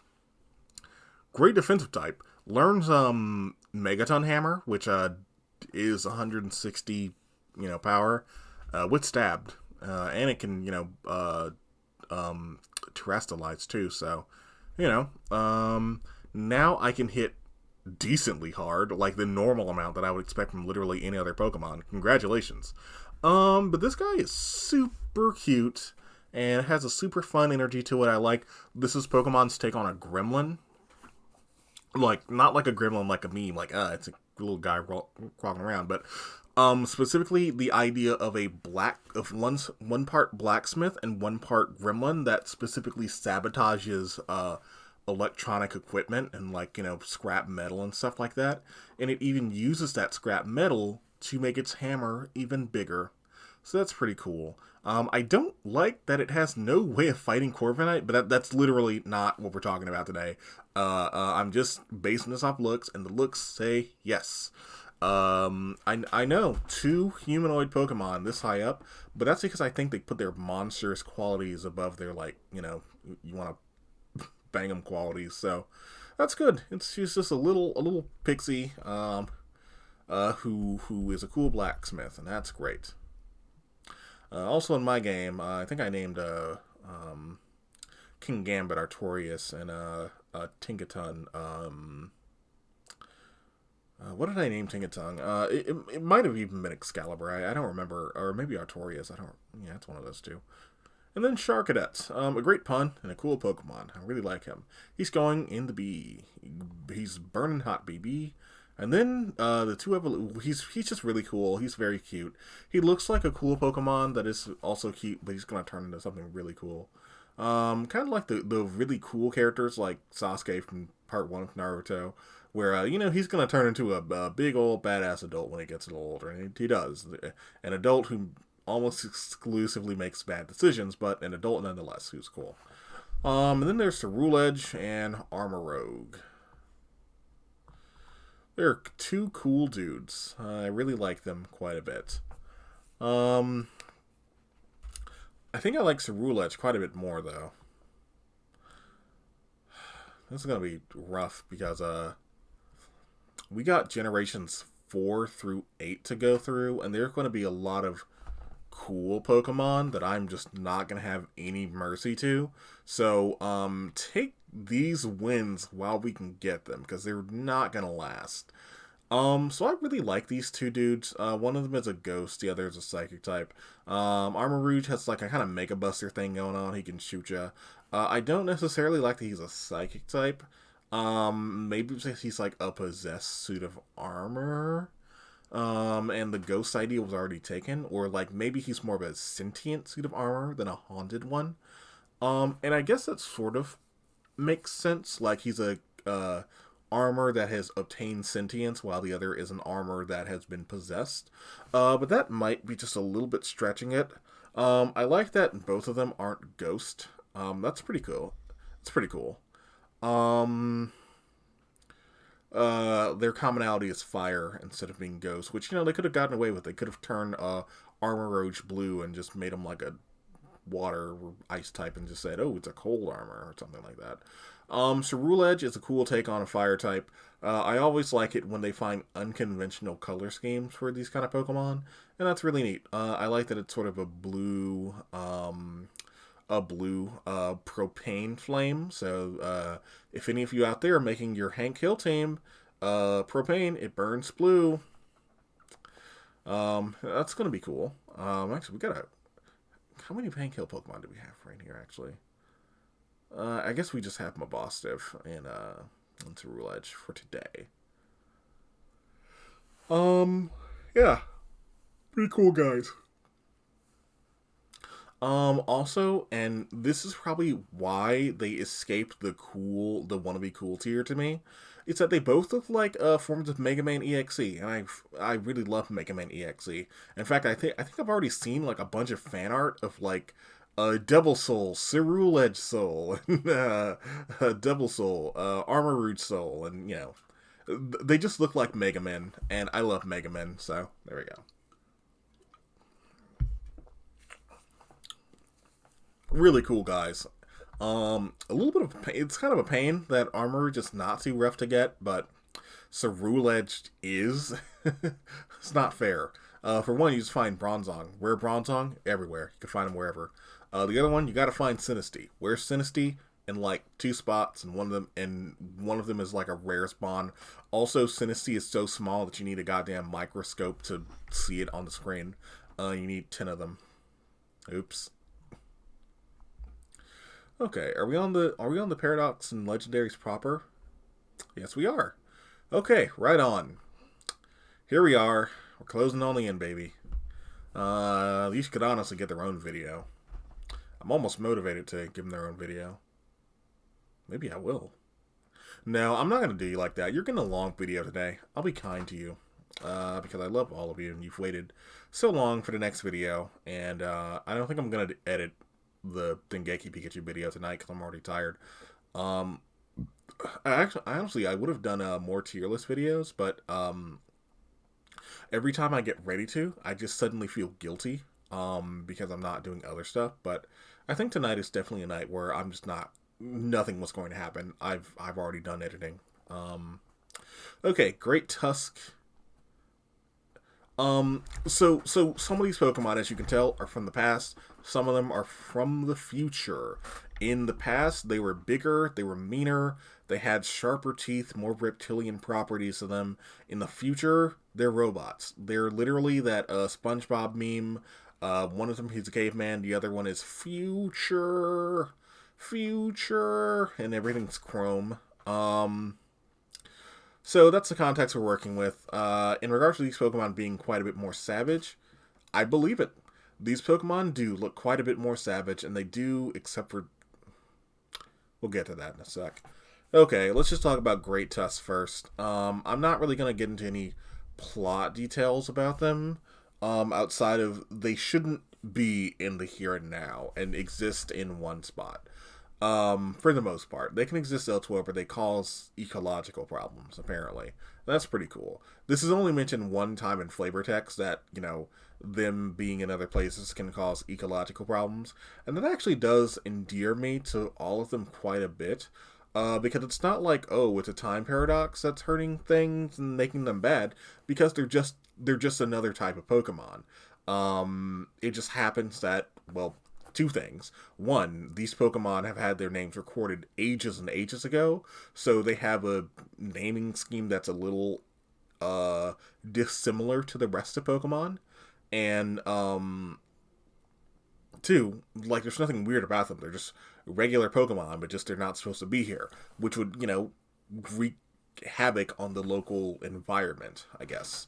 Because they're just, bigger and stronger, or, sleeker and quirkier, I guess, than regular Pokemon. Anyway, we got Great Tusk here. This guy's pretty cool. I think Great Tusk is pretty great.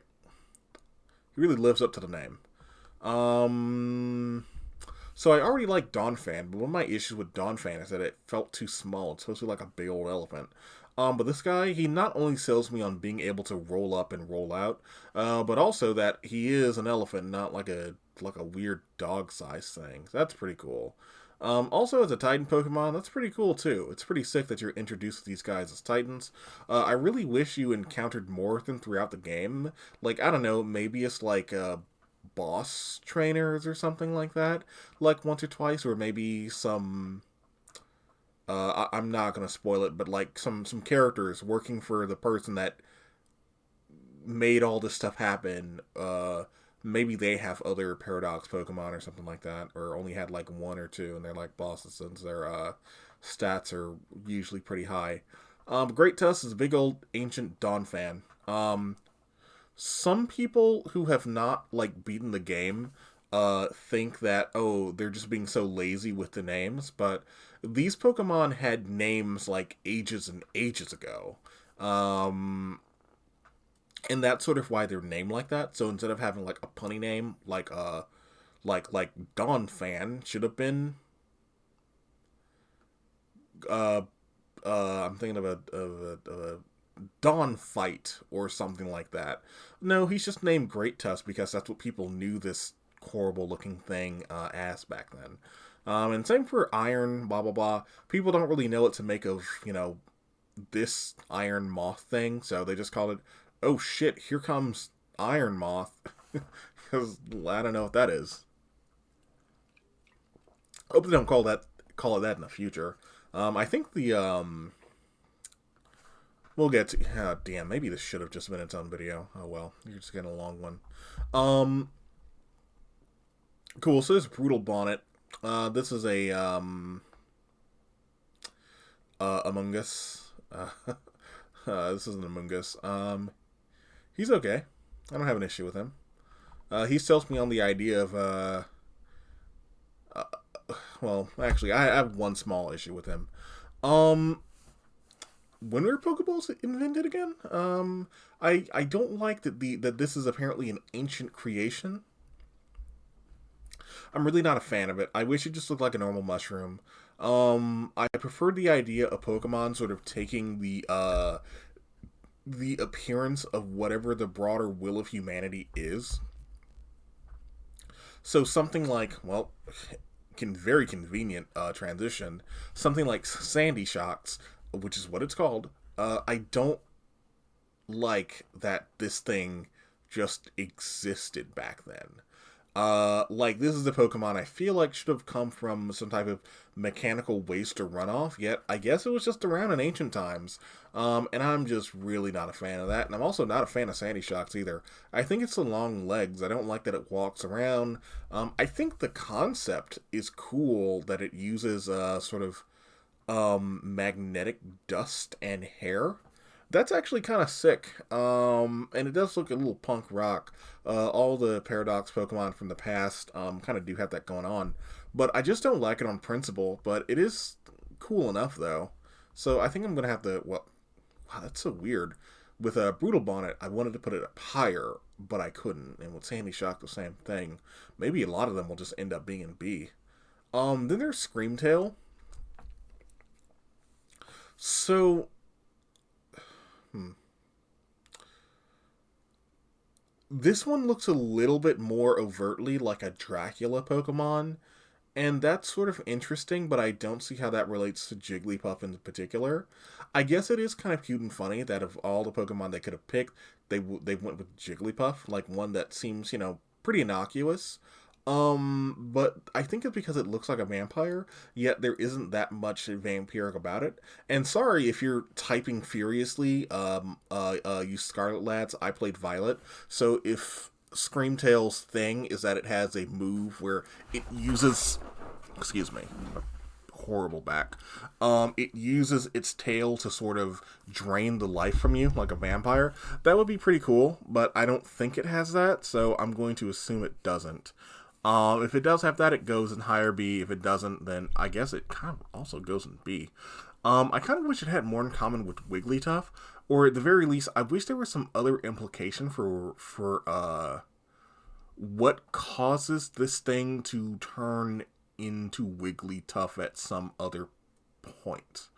Like, is there some type of environmental factor that changes that? Because I don't know if that factor necessarily exists for all Pokemon. Because I do like the idea of Pokemon sort of being born from the human imagination, or at least they take the form of it anyway, which is why, like, an electronic Pokemon can exist. But I don't necessarily see that with Screamtail. The same is sort of true of Fluttermane, who's mischievous. I guess that kind of does kill the whole, it's that Filipino ghost thing that I don't remember, but is a character in Shin Megami Tensei 5, I think, but looking much differently. So this thing, to my understanding, is flying hair, and it uses Kami in the character. So maybe it still is understood as a spirit, because it has Kami in there. So I guess there is sort of a dual meaning where it's still identified as a hair spirit, I guess. And I guess that does sort of make me like it a little bit more, but something about it feels a little bit off. Like I almost, and this is me being like really nice. I want to give it the vibe of it's not more brutal because it arbitrarily has more shit about it, but there's just something about this particular Pokemon that ties it to being a hair related spirit because you like main Kami, but also like Kami as in spirit, Kami as in hair, uh, because those two things are synonyms in Japan. Although apparently, and this is news to me, the way Japanese has tonal elements to it as well, but it's not written anywhere, so I could be pronouncing Kami entirely wrong. I didn't know that until like this week. I think it's one of those things they don't tell you until you already kind of know Japanese. Um, I think liking this thing was ruined for me because I just really like Miss Magius quite a bit more.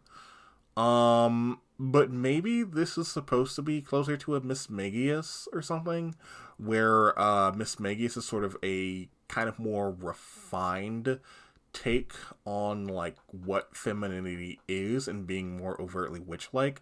This one is just arbitrarily unga bunga women have long hair. But I'm probably stretching that a little bit since I already know at this point that I'm putting way more thought into what Pokemon are and where they come from than Game Freak, to be perfectly honest with you.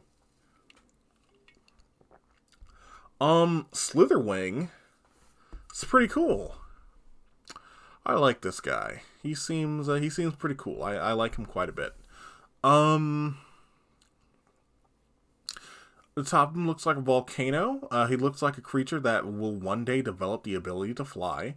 and that's kind of what I'm expecting. It looks like a Lavos from Chrono Trigger, and I like Lavos from Chrono Trigger. Pretty cool guy, a pretty scary dude. Yeah, he's an A. And then there's was it Screaming Moon or Screeching Moon? This is a great boss Pokemon, but not one that I like very much. But I think because it's so antagonistic feeling, I'm putting it pretty high up. Yeah, that seems about right. This thing feels like Doom on wings. This thing feels like if you bump into it, you're probably not much long for this world. You're probably gonna be dead pretty soon anyway. A real apex predator, definitely eating up guys like Brutal Bonnet and Screamtail, no problem, except for Screamtail is a fairy type, and I assume Brutal Moon is a flying type. But hey, all these guys have iron in the name, so what do I know? Speaking of which, Iron Treads. I think I like him about the same as a Great Tusk.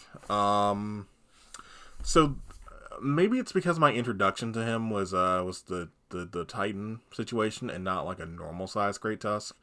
I think he's still bigger than Donphan. I think. I like that he's a robot. That's pretty cute. He can roll up. He's very good at rolling up. I can definitely see that.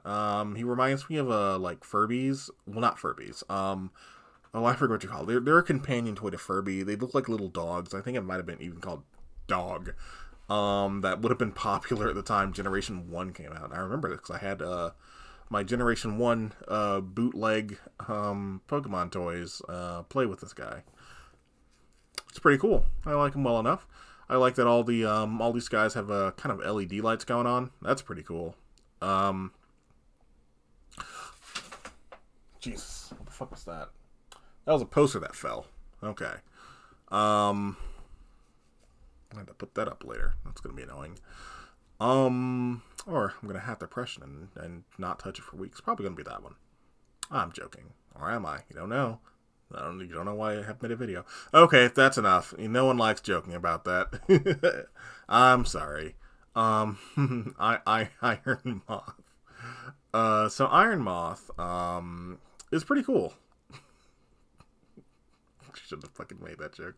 Is this what it's like? When in 2006, you say something that's like gay, or you make like a joke about sexual assault, and you go, ooh, what a cringer. Shouldn't have said that one.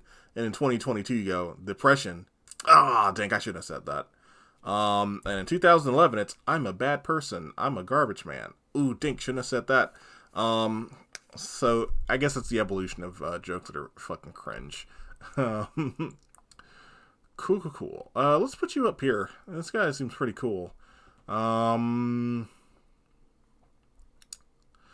So all the iron Pokemon, which are not steel type, most of them are not steel type. I don't think any of them are steel type, actually. Yeah, I don't think any of these guys are steel types, actually, except for maybe Iron Treads. Create an implication that I don't like, and that is, in the future, Pokemon are robots. Why are they robots? I don't know. Now, again, I wanted to go down the route of Pokemon will take the shape of what humanity wills it to be. And that would be pretty cool. And in the future, people know it's the future. So they're thinking, let me get some Kamen Rider going on. Let me get some Astro Boys in there. Let me get some Saturday morning cartoon villains. You know what I mean? 50-foot monster. More like Mecha 50-foot monster. Like, hey, 2001, we had Godzilla. 2021, 3, we have Mecha Godzilla. Makes sense to me. But that does not seem to be the case, and Pokemon just seem to do this out of reasons, I guess. So I guess Game Freak will not let me dream. So it will not let me be as nice to them as I'd like to. Because I know that there's something there's I don't really think this is spoilers. There's a character who is doing like there's a character with a very high IQ who's doing a lot of this time paradox Pokemon stuff. And before I even knew like who that character was, and hey, you could say I'm spoiling it, but this is before I even knew who that character was. I figured, okay, maybe there's someone who's like a Dr. Wily like character, right? Like a evil science guy or something who's taking these Pokemon and turning them into robots. That's actually what I thought this was going to be, and that actually holds a lot of water. Like maybe he's taking Pokemon from the past and Unga Bunga-izing them. He's taking Pokemon, hitting them with the Unga Bunga Ray. Or he's putting them under the rab and making a super fighting Pokemon. I don't know. I thought it was going to be one of those two, but it's not, which makes me like the Iron Pokemon quite a bit less. But they do look cool, admittedly. I just don't like that they are just regular Pokemon and not like enhanced Pokemon. Like they're future Pokemon, and that is an enhancement because they have a kind of a leg up on a modern day ecology, I guess, but not that kind of leg up. Iron Hands is fine, I guess. It's cool. I already like Hariyama. This one's more Hariyama. Nice. Iron Thorn is just kind of worse. It's getting faster because it's kind of worse. Hydreigon. He's cool. This is Hydreigon at home. Yeah, he's definitely Hydreigon at home. He just looks worse. Like, with the other Iron Pokemon, I genuinely think they look mostly better than their original counterparts, but not this one. This one just looks worse. Godzilla, going into Mega Godzilla. Something about it seems cool. Actually, no, you're going about there with the other Iron Pokemon. There you go. That seems about right. He seems cool. I like Iron Thorn. Godzilla and Mega Godzilla. Makes sense to me. And then there's Iron Bundle. I think, I know I didn't want the fact that I don't want how good a Pokemon is to affect how I feel about it, but the fact that this guy is so good he had to be banned in PvP really makes me like him quite a bit more than Delibird. He's a future Santa. This is like, old school Santa brings you like wooden toys and shit, and you go, oh boy, thanks for the top Santa. Oh boy, this dude, he's bringing you the Xbox. He's bringing you Nintendo Switch. He's bringing you an iPad. He's bringing you the new phone. He knows what's up. This guy, he's given me a gift card to Audible. Thank you, Iron Bundle. You're all right, man. You're pretty good. Oh, actually, I have to put him a little bit higher. Because when he gets hit, his head comes off and it springs around a little bit. That's great. That's really good. I love this guy. And then there's Iron Valiant, who's the last regular Paradox Pokemon for now. We'll see. This guy's pretty good. Normally I don't like these human guys, but man, I sure am putting a lot of... Look at this. Look at this. Look at... Mascot. Anime Sword Guy. Anime Sword Guy. Anime Girl. Anime Sword Guy. This is Super Smash Brothers. This is just Super Smash Brothers. I'm sorry, guys. I'm apologies. Apologies. Actually, he's not... I don't think he's as cool as the other Anime Sword guys. I mean, he is, but he's not. He's trying to be cool, and honestly, he's succeeding. But I think the other two Anime Sword guys just have little something on them, in that they feel flawed in some way. They feel like normal Pokemon and legendary Pokemon, and this guy does feel very legendary. I just tend not to like them nearly as much as regular Pokemon, because they don't feel like they're mine. They feel like it's something I'm supposed to have or do.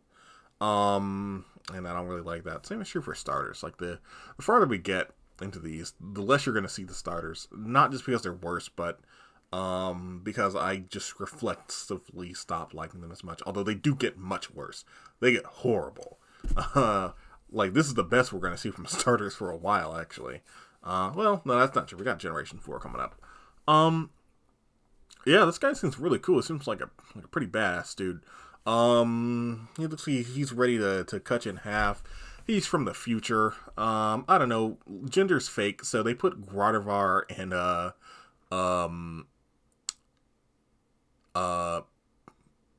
the other one together to make one Gender's fake brutal fairy fighting machine. And we came so far. We began trans rights with Chikorita, a little bit of a getting canceled for putting this thing in B, I think. And then we're on to fucking Gender is fake. Fight me in the backyard. I have green hair. And I have green hair and two swords. I got the power of God and anime on my side. Bring it on.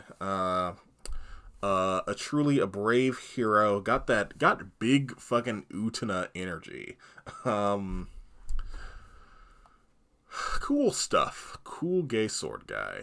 I guess. A sword person. Excuse me. One Piece really does struggle with the fact that swordsman is a gendered term. I hope y'all enjoy when I go off on like random tangents for like 2 seconds. Okay, so there are the artifact hate boys. I don't know what they're called. If you pay attention in class, you'll actually learn a lot about them. And guess what I didn't do? Same thing I didn't do in high school. Pay fucking attention in class. What am I, a fucking moron? Anyway. This guy's a bucktooth idiot. So, whatever. Just a fucking bucktooth idiot. Moron.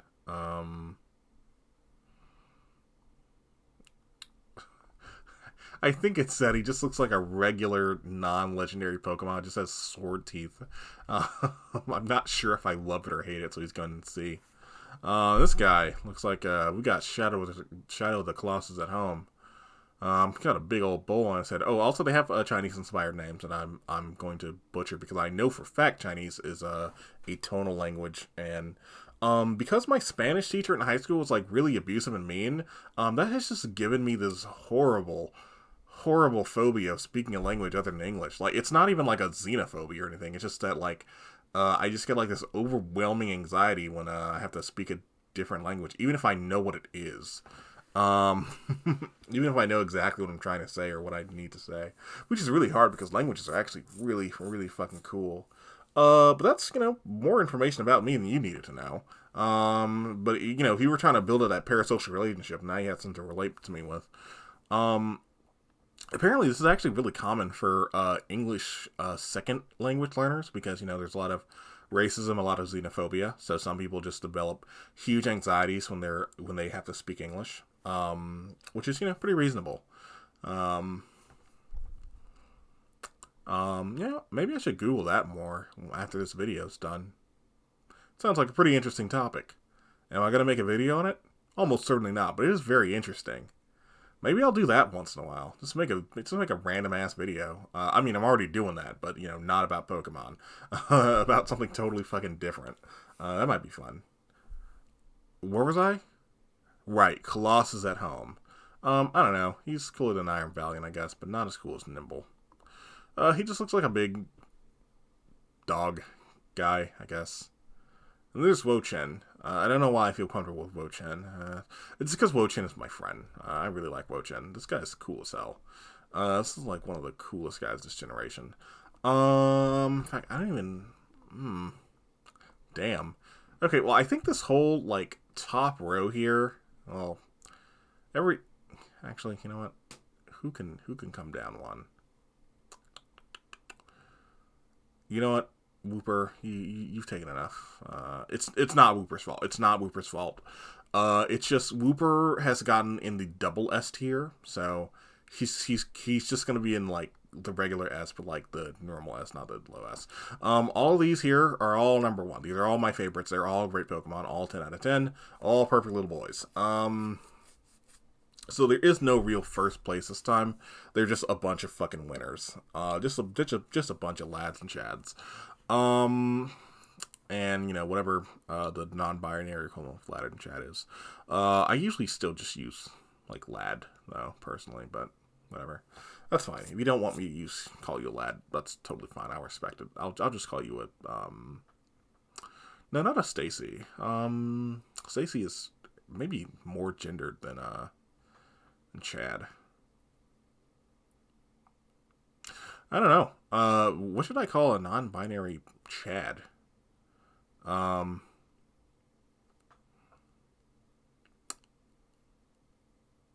well, I don't know. Maybe I'll prompt you to comment. This is your time. Are you still with me? Are you still watching the video? Comment down below. What do you think is the non-binary version, like the non-gendered version of like Chads are?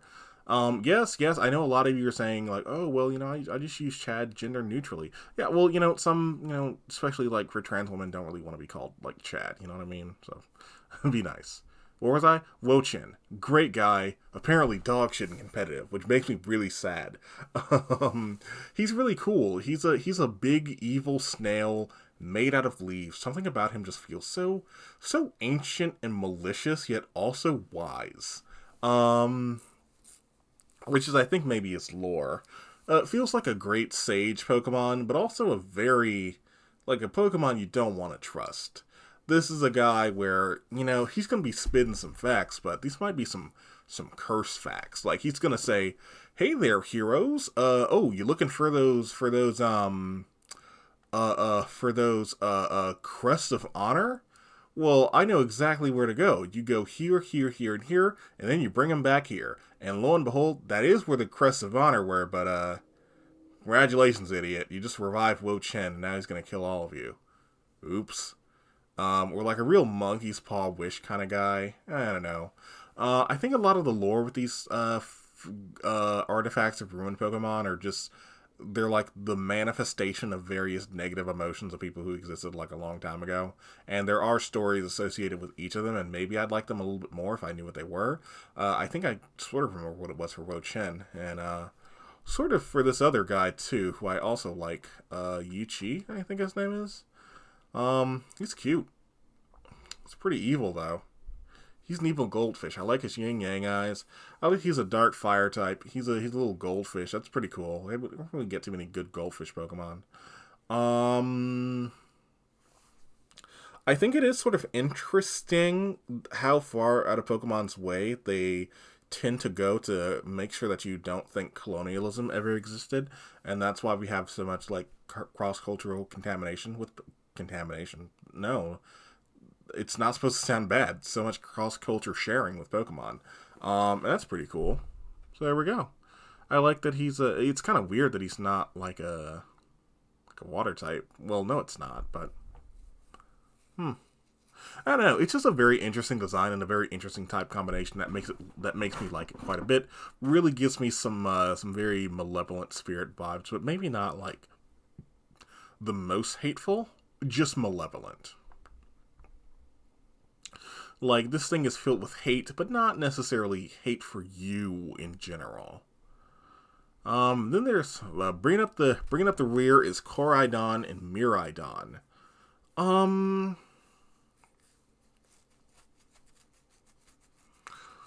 So as far as I understand, Koraidon and Miraidon are just two really strong breeds of Pokemon, and there just arbitrarily is one of them, if I'm understanding things right.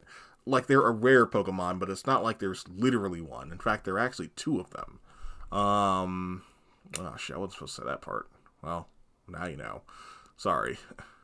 Don't worry, they're going higher than that. I'm just getting them so they can be on the screen.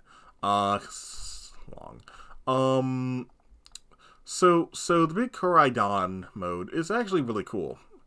He looks like a big king guy. That's... I don't think I'm going to put him in S. You can go about there. That seems about right. Yeah, he's like a big old king guy, and this guy is like a big old strong psychic dude. That's pretty cool. And then they're riding around forms. Actually, this might be pretty good. Actually, no. There we go. Okay, allow me to explain. So, Koraidon, I think Korai is past. I think. Mirai is future. Koraidon has wheels, but it runs around on all four legs. Horrible. I hate that. I hate that design choice so much. I was so close to picking Scarlet, and then I thought about it and said, wait a minute, wait a minute, wait a minute. Do you really want to go 60 hours, since you're probably going to try to catch all the Pokemon, on a creature that is running on all four legs despite having wheels? Is that what you want? Is that what you want? No. I don't want that. So I picked Miraidon because he smoothly transitions and from walking to just gliding around. And that's what I picked him.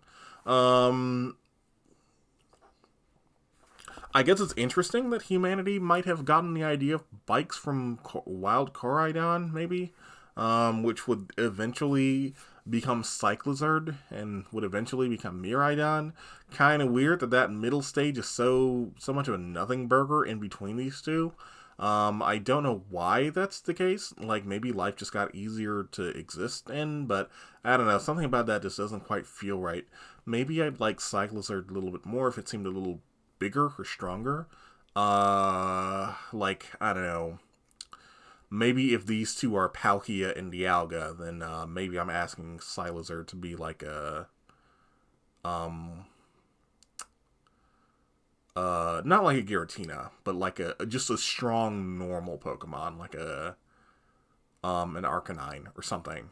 Something where you look at it and go, something interesting going on here, but I don't know what. Yeah. I honestly don't really have too many strong feelings on Koraidon and Miraidon. Miraidon actually did sort of endear itself to me throughout the game, from being like a cute little guy who just eats up sandwiches, and whenever he'd open his mouth, I just imagined he's talking like Scooby-Doo. And whenever like he'd had something to say, I just imagined he goes Scooby-Doo-Doo. So that's fun, and I can imagine Koraidon being the kind of creature that would just eat a sandwich whole, so that's something. The one you fight at the end of the game, I think is sufficiently kind of menacing, I guess.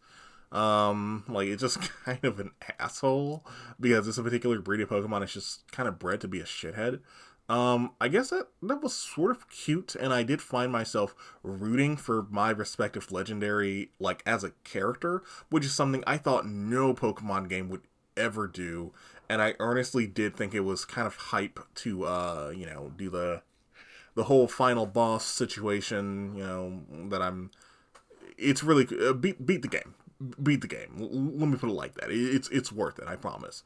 The game is pretty buggy, but it's not as buggy as people make it out to be. There we go. Well, that's the list. Wo-Chien is the ultimate winner because I saw a bunch of meme reactions to it, which arbitrarily put it a little higher than the other ones. But really, no, that's not true. These are all winners. Wo-Chien, Grafii, I think its name is, Ceruledge, Tankaton, King Gambit, Iron Valiant, Sprigatito, Glamora, Smoliv, Houndstone, and Boy. They were all winners to me. We got a lot of winners this time, and a lot of stinkers too. So I think we're only gonna get more divisive as things go on. And I get the feeling I'm going to start being a little less nice to some of these new Pokemon. But that's it. We got a big fat tier list for you. I really hope you all enjoyed it. Have a happy holiday whenever I upload this. Probably, or at least a happy new year. Expect more content from me because I'm literally editing a video now that will probably be done in... y'all already know I don't want to date videos because every time I do, something happens. Like, I just get burnout, or real life stuff makes me say, okay, that I gotta put a hobby on hold. But hopefully soon. I don't know, we'll see. Okay, have a nice day. Like the video, comment, subscribe. Goodbye.